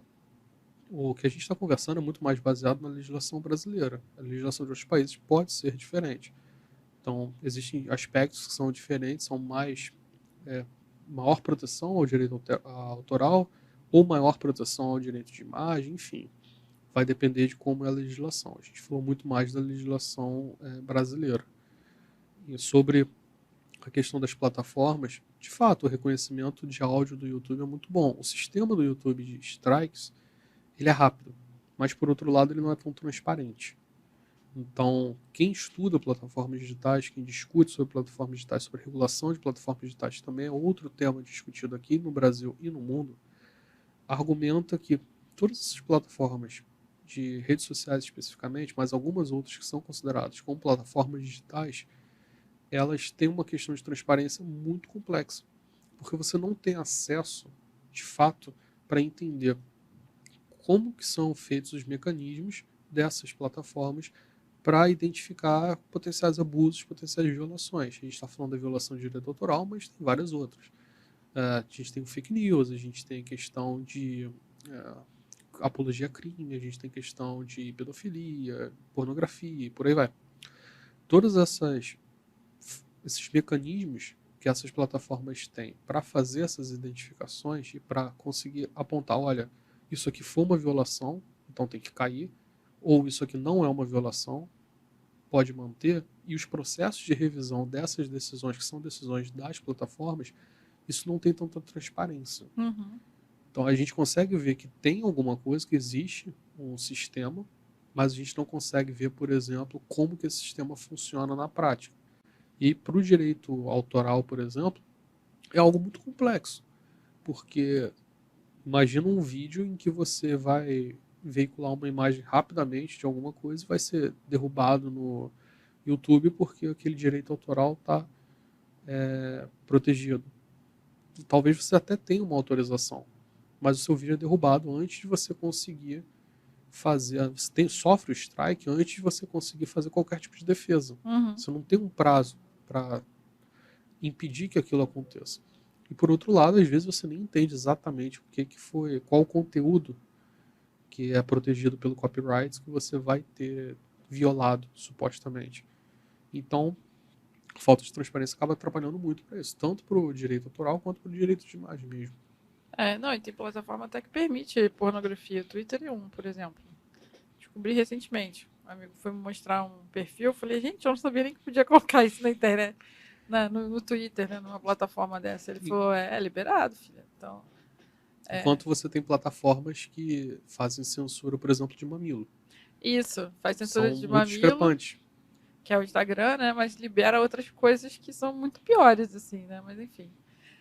Tem uma coisa que está rolando agora, muita polêmica na internet, e principalmente em relação aos fotógrafos, é porque hoje tem muito fotógrafo que faz brincadeira com inteligência artificial, né? Usa o Discord para criar imagens e às vezes usa. Tem um muito famoso que é o Junior Luz, que ele pega imagens de políticos e faz criações com essas imagens, né? Não sei se ele poderia ser processado por esses políticos por uso disso, porque é meio que um meme, né?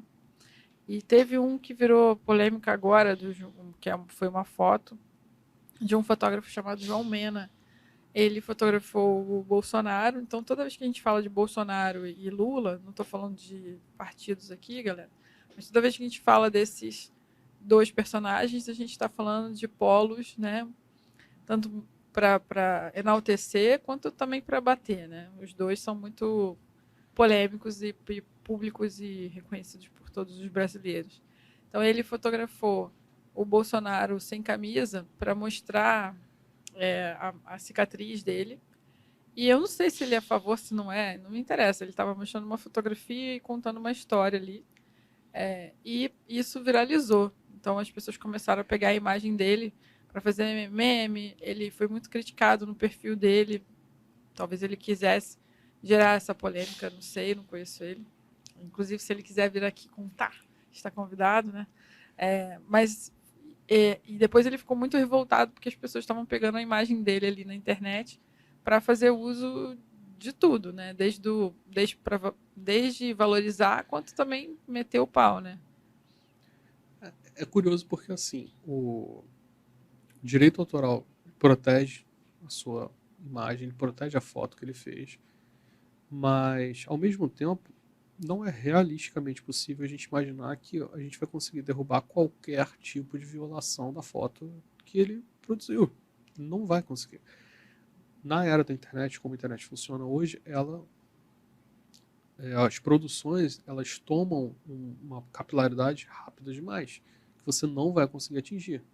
Então, ainda que ele fique muito irritado e tente ficar procurando quem faz algum tipo de alteração para poder fazer um processo, ele vai ter muita dificuldade de encontrar todo mundo. Na verdade, ele não vai encontrar todo mundo, ele não vai conseguir porque ele viralizou. É o lado ruim de algo que também traz benefícios para o trabalho dele.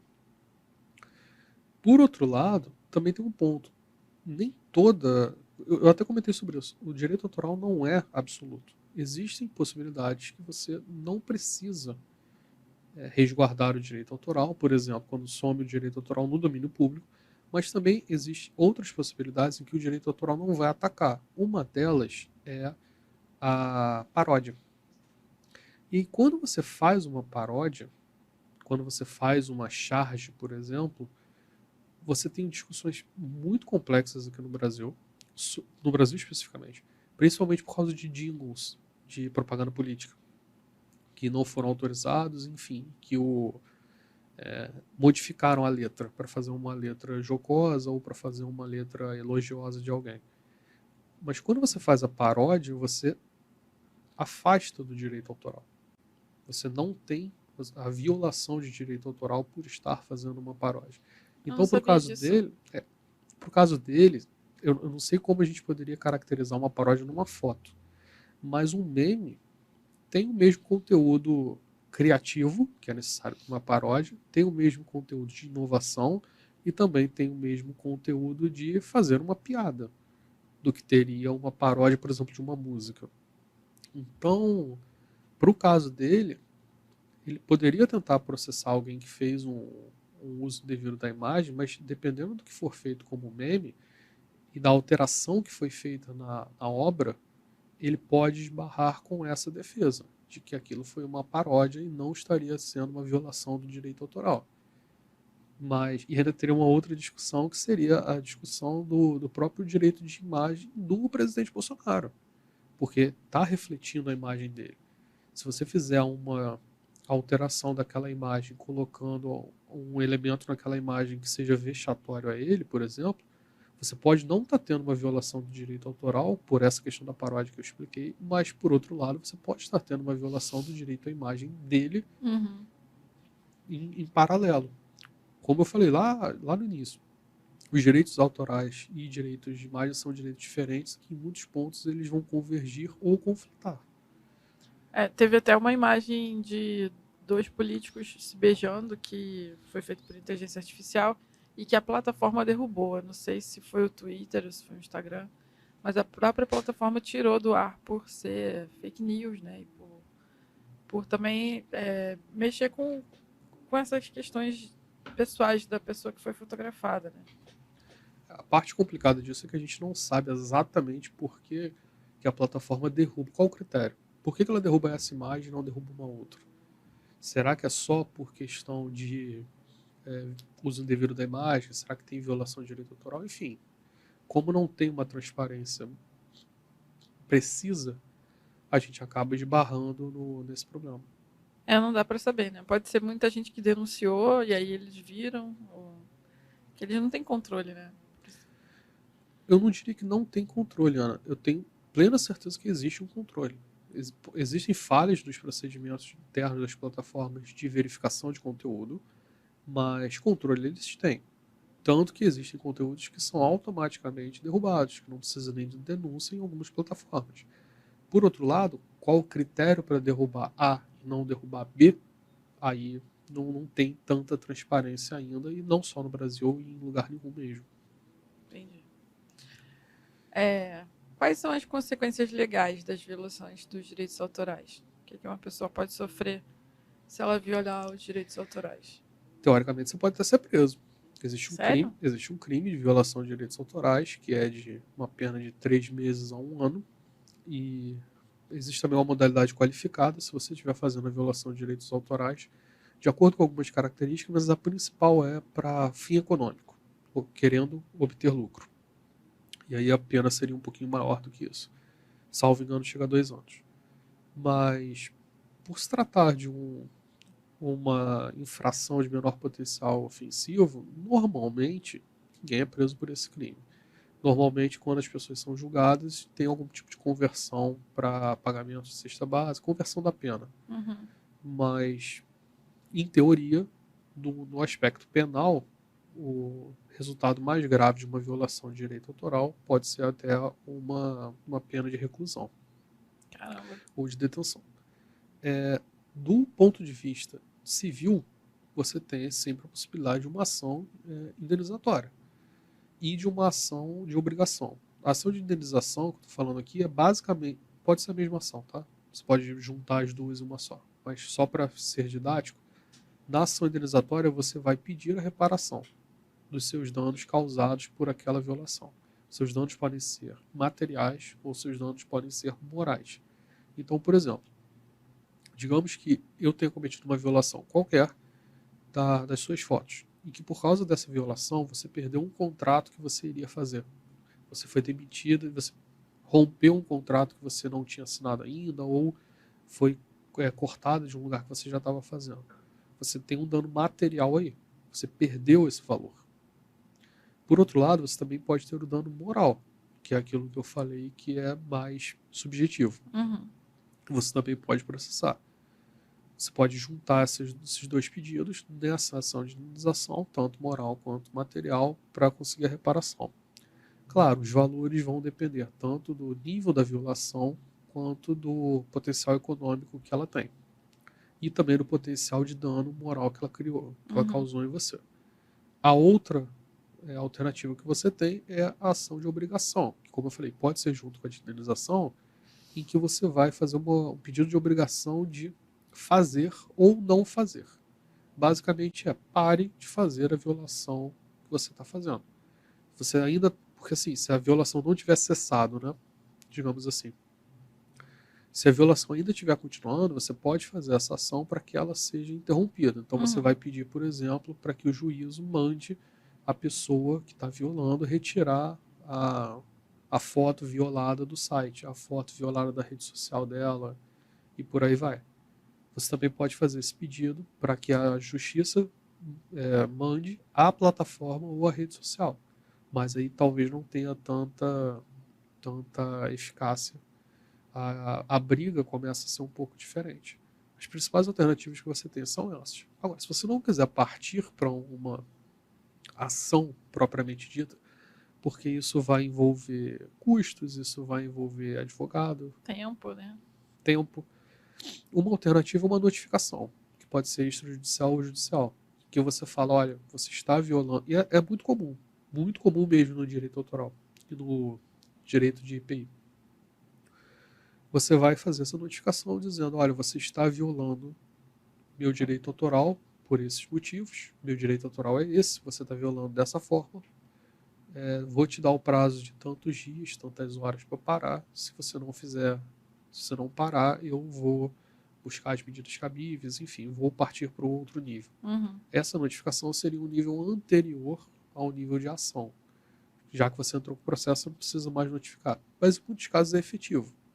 Então eu já tive casos, tanto no âmbito profissional quanto no âmbito pessoal, de violação de imagem, violação de uso indevido de imagem, violação de direito autoral, em que a notificação resolveu.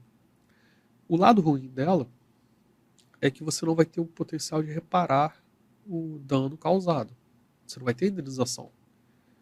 Mas o lado positivo é que ela pode ser menos custosa e mais rápida também. Aí é caso a caso. Entendi. A gente teve um convidado aqui que ele é fotógrafo de casamento.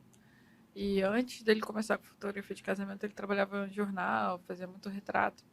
E ele falou que um dia ele estava olhando um site de venda de camisa. E aí viu a foto dele lá, de um artista que ele tinha fotografado. E aí ele entrou judicialmente para recorrer, né? Não sei se ainda está rolando, se ele já ganhou, se não ganhou. Mas é estranho, né? Você ter isso. Eu acho que o que mais me assustaria, pelo menos, é a situação de achar uma foto minha sendo utilizada na internet, minha, não de direito autoral, mas da minha imagem, sem eu saber. E necessariamente não é uma violação, porque a gente tem os bancos de imagens, que você cede a sua imagem para o banco e os bancos são usados de forma até pública. Então, você até pode se deparar com uma situação dessas. Eu, particularmente, nunca me deparei, mas eu já tive uma pessoa próxima que se deparou, que tinha feito um ensaio para bancos de imagens e a imagem estava sendo utilizada. Uhum. E isso Mas ela autorizou, né? Ela autorizou. Porque o banco de imagem não pega sem autorização. Exatamente, ela autorizou. Só que na hora ela falou, mas calma aí, eu não autorizei, eu nunca fiz esse site, eu nunca vi. Enfim, eu tive que explicar, não, peraí. Você autorizou para um banco de imagens? Ela explicou que sim. Mas acho que o susto é maior, né? Uhum. Ele era um artista, um cantor. E aí eu não sei se o cantor viu, se o cantor autorizou, não sei se é que ele tá correndo atrás dos direitos dele em relação ao uso da imagem, né? Do direito autoral. O que é muito comum também é você utilizar entrevistas que foram veiculadas em jornais, por aí vai, de vídeo, em alguns sites. Então, pega um site, por exemplo, o seu site de fotografia e aí coloca a foto de uma entrevista de um profissional qualquer falando sobre a importância da fotografia numa palestra X. A palestra não está direcionada a você, você não tem nenhum direito naquela palestra, não foi nem você que estava naquela palestra. Mas o site pega e coloca ali só para dar mais peso ao próprio serviço. E aí, claro, uma violação muito clara de direito de imagem, porque está usando de forma indevida uma imagem que não foi produzida com aquela finalidade. Uhum. E se eu fizer um react? Como assim? Por exemplo, o react que a gente usa muito esse jargão na internet para reagir a algum vídeo que foi criado. Isso também pode ser considerado ou é considerado um meme também? É uma discussão bem interessante também. Acho que também vai depender um pouco da plataforma que você está utilizando. Porque se você pegar um vídeo do YouTube para reagir a um vídeo do próprio YouTube, pode ser que ele não tenha interesse em dar o strike. Uhum. Agora, se for um vídeo que esteja veiculado em outra plataforma, possivelmente você vai ter algum problema com o strike especificamente. Agora, com a violação de direito autoral, você vai ter que entender também se aquele vídeo que foi produzido garante direito autoral. Aquilo é uma obra, é um filme, por exemplo, é um making of, ou é só um vídeo qualquer de câmera de segurança do shopping que a pessoa escorregou e caiu. Porque pode ter o direito autoral, mas pode ter o direito de imagem. Uhum. E aí pode ser um uso indevido da imagem, você está colocando a imagem daquela pessoa caindo e colocando duas orelhinhas de burro nela, falando, olha que burro caiu aqui. Você pode fazer os dois tipos de violação, mas aí, novamente, vai depender do caso. toda discussão de direito autoral é muito mais casuística, porque depende de como a gente vai interpretar aqui esses limites que eu falei, que muitas vezes são estendidos de um lado para o outro. Uhum. E para o fotógrafo que está assistindo a gente, se você quiser saber se a sua imagem está sendo utilizada em algum lugar que você não faz a menor ideia, no Google você já consegue fazer uma pesquisa por imagem.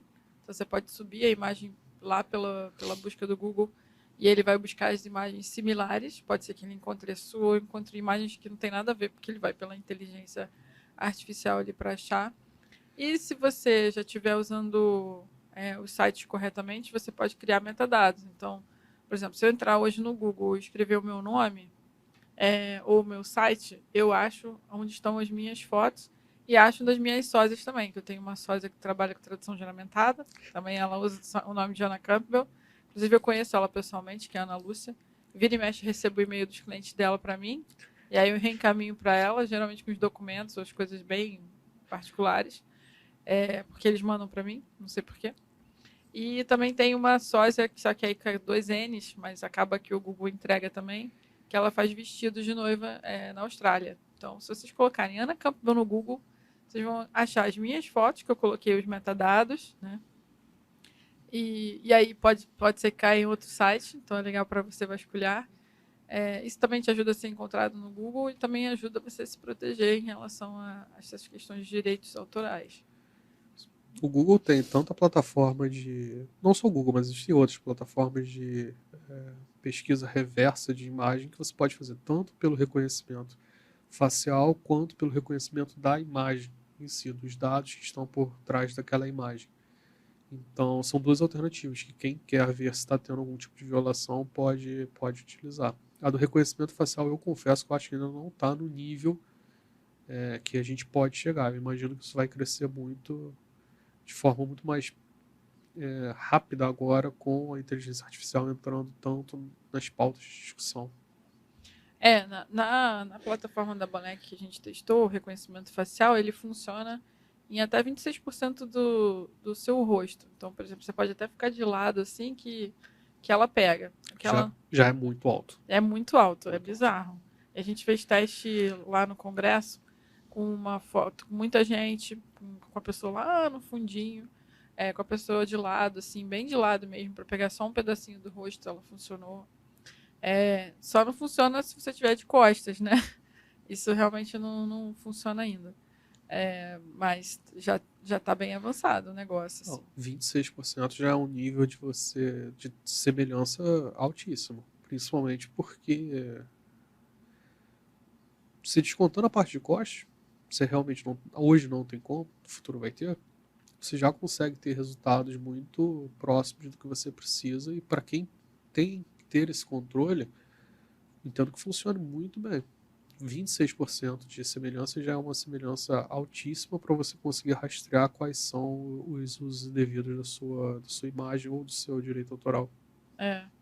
No passado, uns 5, 6 anos atrás, não era tão confiável assim. Eu lembro até que eu assisti uma palestra de eu não vou lembrar o nome dele, mas ele era o ex-dono da Maximilias. Ele vendeu a Maximilias e aí foi estudar para ver o que ele ia querer fazer depois, no futuro. E ele escolheu trabalhar com inteligência artificial.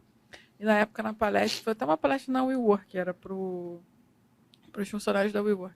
Ele mostrou um trabalho que ele estava fazendo com drone, que o drone seguia ele só pelo... Ele usava um óculos, e aí, de acordo com a movimentação do rosto, o drone ia seguindo ele, muito doido.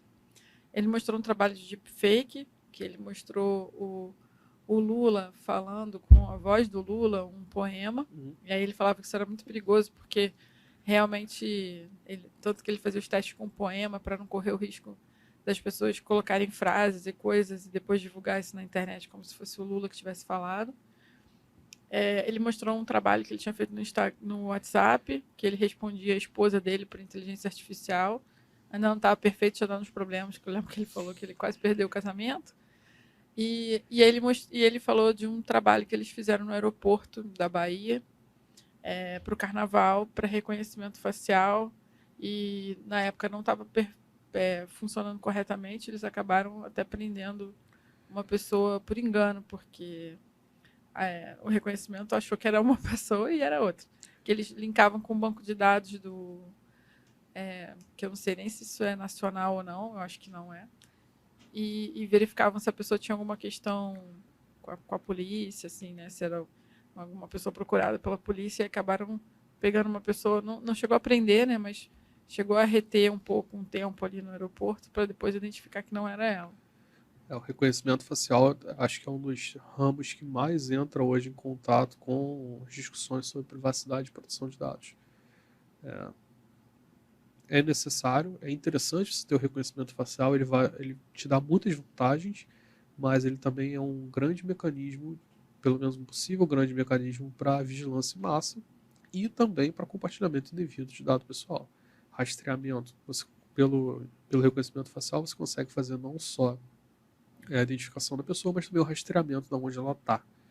E isso, para quem trabalha com direito digital, para quem trabalha especificamente com proteção de dados e privacidade, é um ramo, um tema que a gente sempre fica muito preocupado. Porque, como a gente falou, você precisa ter uma finalidade para fazer um tratamento de dados pessoais. Então, se eu conceder o meu rosto, por exemplo, para participar de um podcast, será que eu estou concedendo também para o governo fazer o meu rastreamento numa área pública? Uhum. Ou será que o interesse público estaria suplantando a minha privacidade? Enfim, são discussões complexas, mas o nível de reconhecimento facial de fato aumentou muito. O deepfake que você comentou é uma violação de imagem, de um uso indevido de imagem que já vem acontecendo há alguns anos e ele só vai ficando mais aperfeiçoado. E não tem nem como a gente não pensar em quantos problemas isso pode causar, tanto com conteúdo sexual, colocando pessoas em situações sexuais, como conteúdo de fake news. Para os dois lados, são problemas seríssimos que você pode causar de usos muito graves de forma indevida da imagem. Verdade, agora você comentou, eu lembrei até de um caso que apareceu no Fantástico, o cara até se matou, né? Um dos caras, né, que era no golpe, que eles faziam. Eles entravam num chat desses de bate-papo, aí começava uma troca de conversa, partia para o celular, aí trocavam fotos, aí ele via que era uma Menor pessoa de idade. menor de idade, ele perguntava quantos anos tinha, a pessoa dizia que tinha 18, logo depois entrava uma outra pessoa dizendo que não tinha 18, que ia divulgar aquelas conversas para a família, né, botar na internet, e aí começava pedir dinheiro, dinheiro, dinheiro, até que a pessoa dizia que a menina morreu, o cara ficava desesperado, aí perdia a casa, perdia tudo, né? Esse caso é assustador. E aí teve um desses casos que o senhor ficou tão envergonhado que ele se matou, né? Uhum. Achando que ele tinha cometido uma pedofilia ali. Muito doido, né? E isso, assim, eram fotos, pelo menos o que eu vi, eram fotos realmente tiradas de meninas maiores de idade, com 18 a 19 anos, para fazer o golpe, mas nada impede que você tire a foto de uma pessoa e faça um ajuste pelo deepfake para colocar um rosto de uma outra. Enfim, é algo que mexe muito. Esse caso desse senhor que se matou mostra como o, nossa moral, nossa imagem, nossa honra é muito afetada por várias questões. Esse caso, por exemplo, ele poderia ter procurado a delegacia, feito um BO, mas ele estava envergonhado. Ele sabia que ele estava violando a lei. Ele sabia que ele não estava violando a lei, mas enfim. Que ele poderia ter violado. Ele imaginou que ele estivesse violando a lei e isso deixou a moral dele totalmente abalada a ponto dele cometer suicídio. Quando a gente pensa no uso indevido da imagem, a gente pensa de novo em todos esses tipos de consequências acontecendo. É bem razoável a gente pensar que um deepfake pode causar uma pessoa uma depressão, pode causar a pessoa a tentativa ou mesmo conseguir fazer o suicídio. Então a gente está entrando numa esfera de violação enorme da privacidade, da honra, da imagem das pessoas, que o uso de imagem de forma indevida é algo muito fácil de você conseguir fazer isso, infelizmente. Muito legal. Muito doido também. Fernando, a gente está chegando no fim aqui. Queria te agradecer demais assim por aceitar o convite. Eu sei que é um tema que às vezes é doloroso para muita gente, né? E muito confuso também. Eu acho que deve, nos casos que você pega, deve ter que muitas variantes, né? Que podem dar a favor ou não, dependendo das situações, que é cada caso a se pensar. Mas que dica que você deixa aqui para o pessoal, para os fotógrafos, videomakers, a galera que trabalha com imagem, que eles podem fazer de uma forma simples para se precaver de problemas futuros? Contratos, façam contratos, mas façam contratos bem feitos, porque fazer um contrato mal feito pode acabar te trazendo um problema maior do que a ausência de um contrato. E quando eu falo contrato, eu não estou falando nem algo assim, fora do comum, totalmente absurdo. Estou falando, faça as coisas de forma a formalizar o que você está fazendo. Então, você comentou da autorização por WhatsApp. Uma autorização por WhatsApp é melhor do que nada. Deixe claro o que você quer fazer, deixe claro os limites do que você vai fazer e deixe claro também os limites do que a pessoa que está te contratando pode fazer. Meu principal conselho seria: estabeleça bons contratos, porque isso vai evitar problemas futuros para você e também vai garantir maior segurança no que você está fazendo e também vai transparecer mais profissionalismo, vai deixar o seu cliente muito mais confortável, sabendo o que você pode fazer e o que ele pode fazer, como que estão os estados das duas partes na relação. Muito legal. E só para finalizar, lembrei agora, eu posso usar as plataformas digitais para assinatura de contratos, como tipo DocSign? Elas são válidas pela lei brasileira? Pode, eu não assino fisicamente um contrato há alguns anos, uns 2 anos pelo menos, É. fisicamente, mas a gente teve uma lei brasileira de 2021 ou 2022, enfim, mas bem recente, reconhecendo a validade das assinaturas pelas plataformas. Então, meu conselho é não precise não fique nem preso nisso de ter um papel assinado. As plataformas digitais funcionam como mecanismo de assinatura. Claro, as que estão com certificação, elas têm um nível de confiabilidade maior. Era isso que eu ia perguntar, se tinham Tem. indicação de quais plataformas que tem, que eu sei que tem que ter esse certificado, né? Não, depende para onde você vai estar fazendo a assinatura. Em alguns casos, por exemplo, alguns documentos públicos precisam ter um nível ou outro específico, mas como regra, a assinatura eletrônica ela é reconhecida como uma assinatura válida. A assinatura digital é reconhecida como uma assinatura válida, independente da plataforma que você está usando. Então, se você tem uma questão de não querer utilizar o papel ou de não querer ter esse trabalho de imprimir, assinar, levar para a pessoa, a assinatura digital ela funciona muito bem, até por esses casos que a gente comentou, da pessoa contrata seu serviço, você já envia para o e-mail dela o seu contrato, seu termo, para que ela faça assinatura, ela não precisa nem ter muito trabalho além disso, mas sim, é uma possibilidade. Se ela receber só o contrato por e-mail e der um aceite pelo e-mail, já está valendo ou ela tem que assinar? Vale a mesma coisa que a gente conversou, o aceite sobre o WhatsApp, a autorização do WhatsApp. O ok no e-mail, ele é válido, mas ele traz menos segurança do que uma assinatura clara. Para dar um exemplo, teve um caso recente em que foi considerado que aquele sinal de joinha na resposta do WhatsApp era um aceite do contrato. Nossa. Não precisou nem vir o ok. Mas o risco disso não ser considerado um aceite é muito grande. Então, para você evitar problemas, para você evitar insegurança jurídica, a assinatura do contrato, seja pelas plataformas digitais ou seja físico, ela funciona melhor. Legal. Se alguém quiser te contratar aqui, alguém que estiver te assistindo quiser te contratar para fazer esse tipo de documento, você faz? Ou a Bastílico ele faz? Nosso escritório trabalha com direito empresarial, como eu falei, como um todo. A gente está sempre à disposição para auxiliar qualquer demanda do nosso cliente. A gente tem também um escritório parceiro que trabalha com demandas de pessoas físicas, então quando chegam demandas para a gente que a gente não trata diretamente, a gente sempre encaminha para os nossos parceiros, a gente sempre tem o prazer de receber os contatos, então a gente fica à disposição para qualquer comentário. O meu e-mail é fernando@bastilhocoelho.com.br. Então, qualquer pessoa que precise de algum auxílio, qualquer dúvida também, pode ficar à disposição para me mandar. E Ana, agradecer de novo a você o convite, foi um prazer, espero Obrigada. poder ajudar. Obrigada, adorei. Gente, espero que esse conteúdo tenha ajudado vocês. Para mim já clareou muitas coisas aqui. Já vou dar uma atualizada nos meus contratos, porque não tinha essa questão do LGPD, né? E de repente vou pedir até um orçamento aqui para o Fernando para fazer uma validação do que eu tenho, se está certinho ou não. A gente está à disposição. Porque o juridiquês a gente tem que escrever direito, né? E não é a minha área. Eu prefiro ir para alguém que entenda do assunto para fazer certinho, né? Vai que eu deixei alguma brecha lá. Então, queria agradecer demais aqui o apoio da Betamax, esse espaço super bacana que sempre me recebe aqui com muito carinho, que é super pertinho aqui do aeroporto, na Zona Sul, perto do metrô.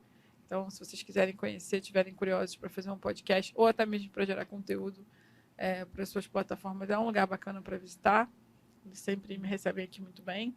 Quero deixar aqui claro que a gente vai fazer um sorteio desse JBL Wireless. A JBL ainda não me patrocina, mas isso é uma questão de tempo. A gente vai sortear quando a gente bater os 600 inscritos no canal. Falta bem pouquinho.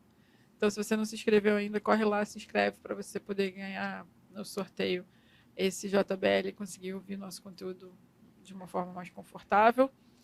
E agradecer ao nosso patrocinador, a Banlec, uma plataforma para você vender fotos, que já utiliza inteligência para você fazer o seu reconhecimento facial e encontrar suas fotos de forma mais fácil, né, para ajudar os seus clientes lá na busca. Você tem como trabalhar também, criar um seu site lá na plataforma, deixar ele com a sua carinha, com a sua logomarca, fica bem bonito. E eles têm uma taxa muito acessível, muito mais acessível que muitas outras plataformas que tem aí no mercado, tá? Você paga só 12% no plano gratuito e no plano avançado 9%. É uma taxa muito bacana. Eles não prendem seu dinheiro por 30 dias, então mesmo que o seu cliente pague parcelado, você vai conseguir receber na mesma semana. Não sei o prazo direito se é no dia seguinte, mas a liberação é muito rápida. Então dá uma olhada lá, acessa o site, faz seu cadastro, dá uma pesquisada, você consegue ver quais os álbuns que estão disponíveis, você consegue criar álbum público, privado, se você tiver um ensaio sensual, por exemplo, que você não quer que seu cliente, que todo mundo acesse as fotos do seu cliente. É bem bacana, eles estão ajudando muitos fotógrafos, inclusive tem um episódio aqui na plataforma já, que mostra a história do Vinícius Atom, que ele já está faturando 60 mil reais por mês, só vendendo foto de esporte, então corre lá porque você está perdendo dinheiro, tá bom? Obrigada, gente, até uma próxima.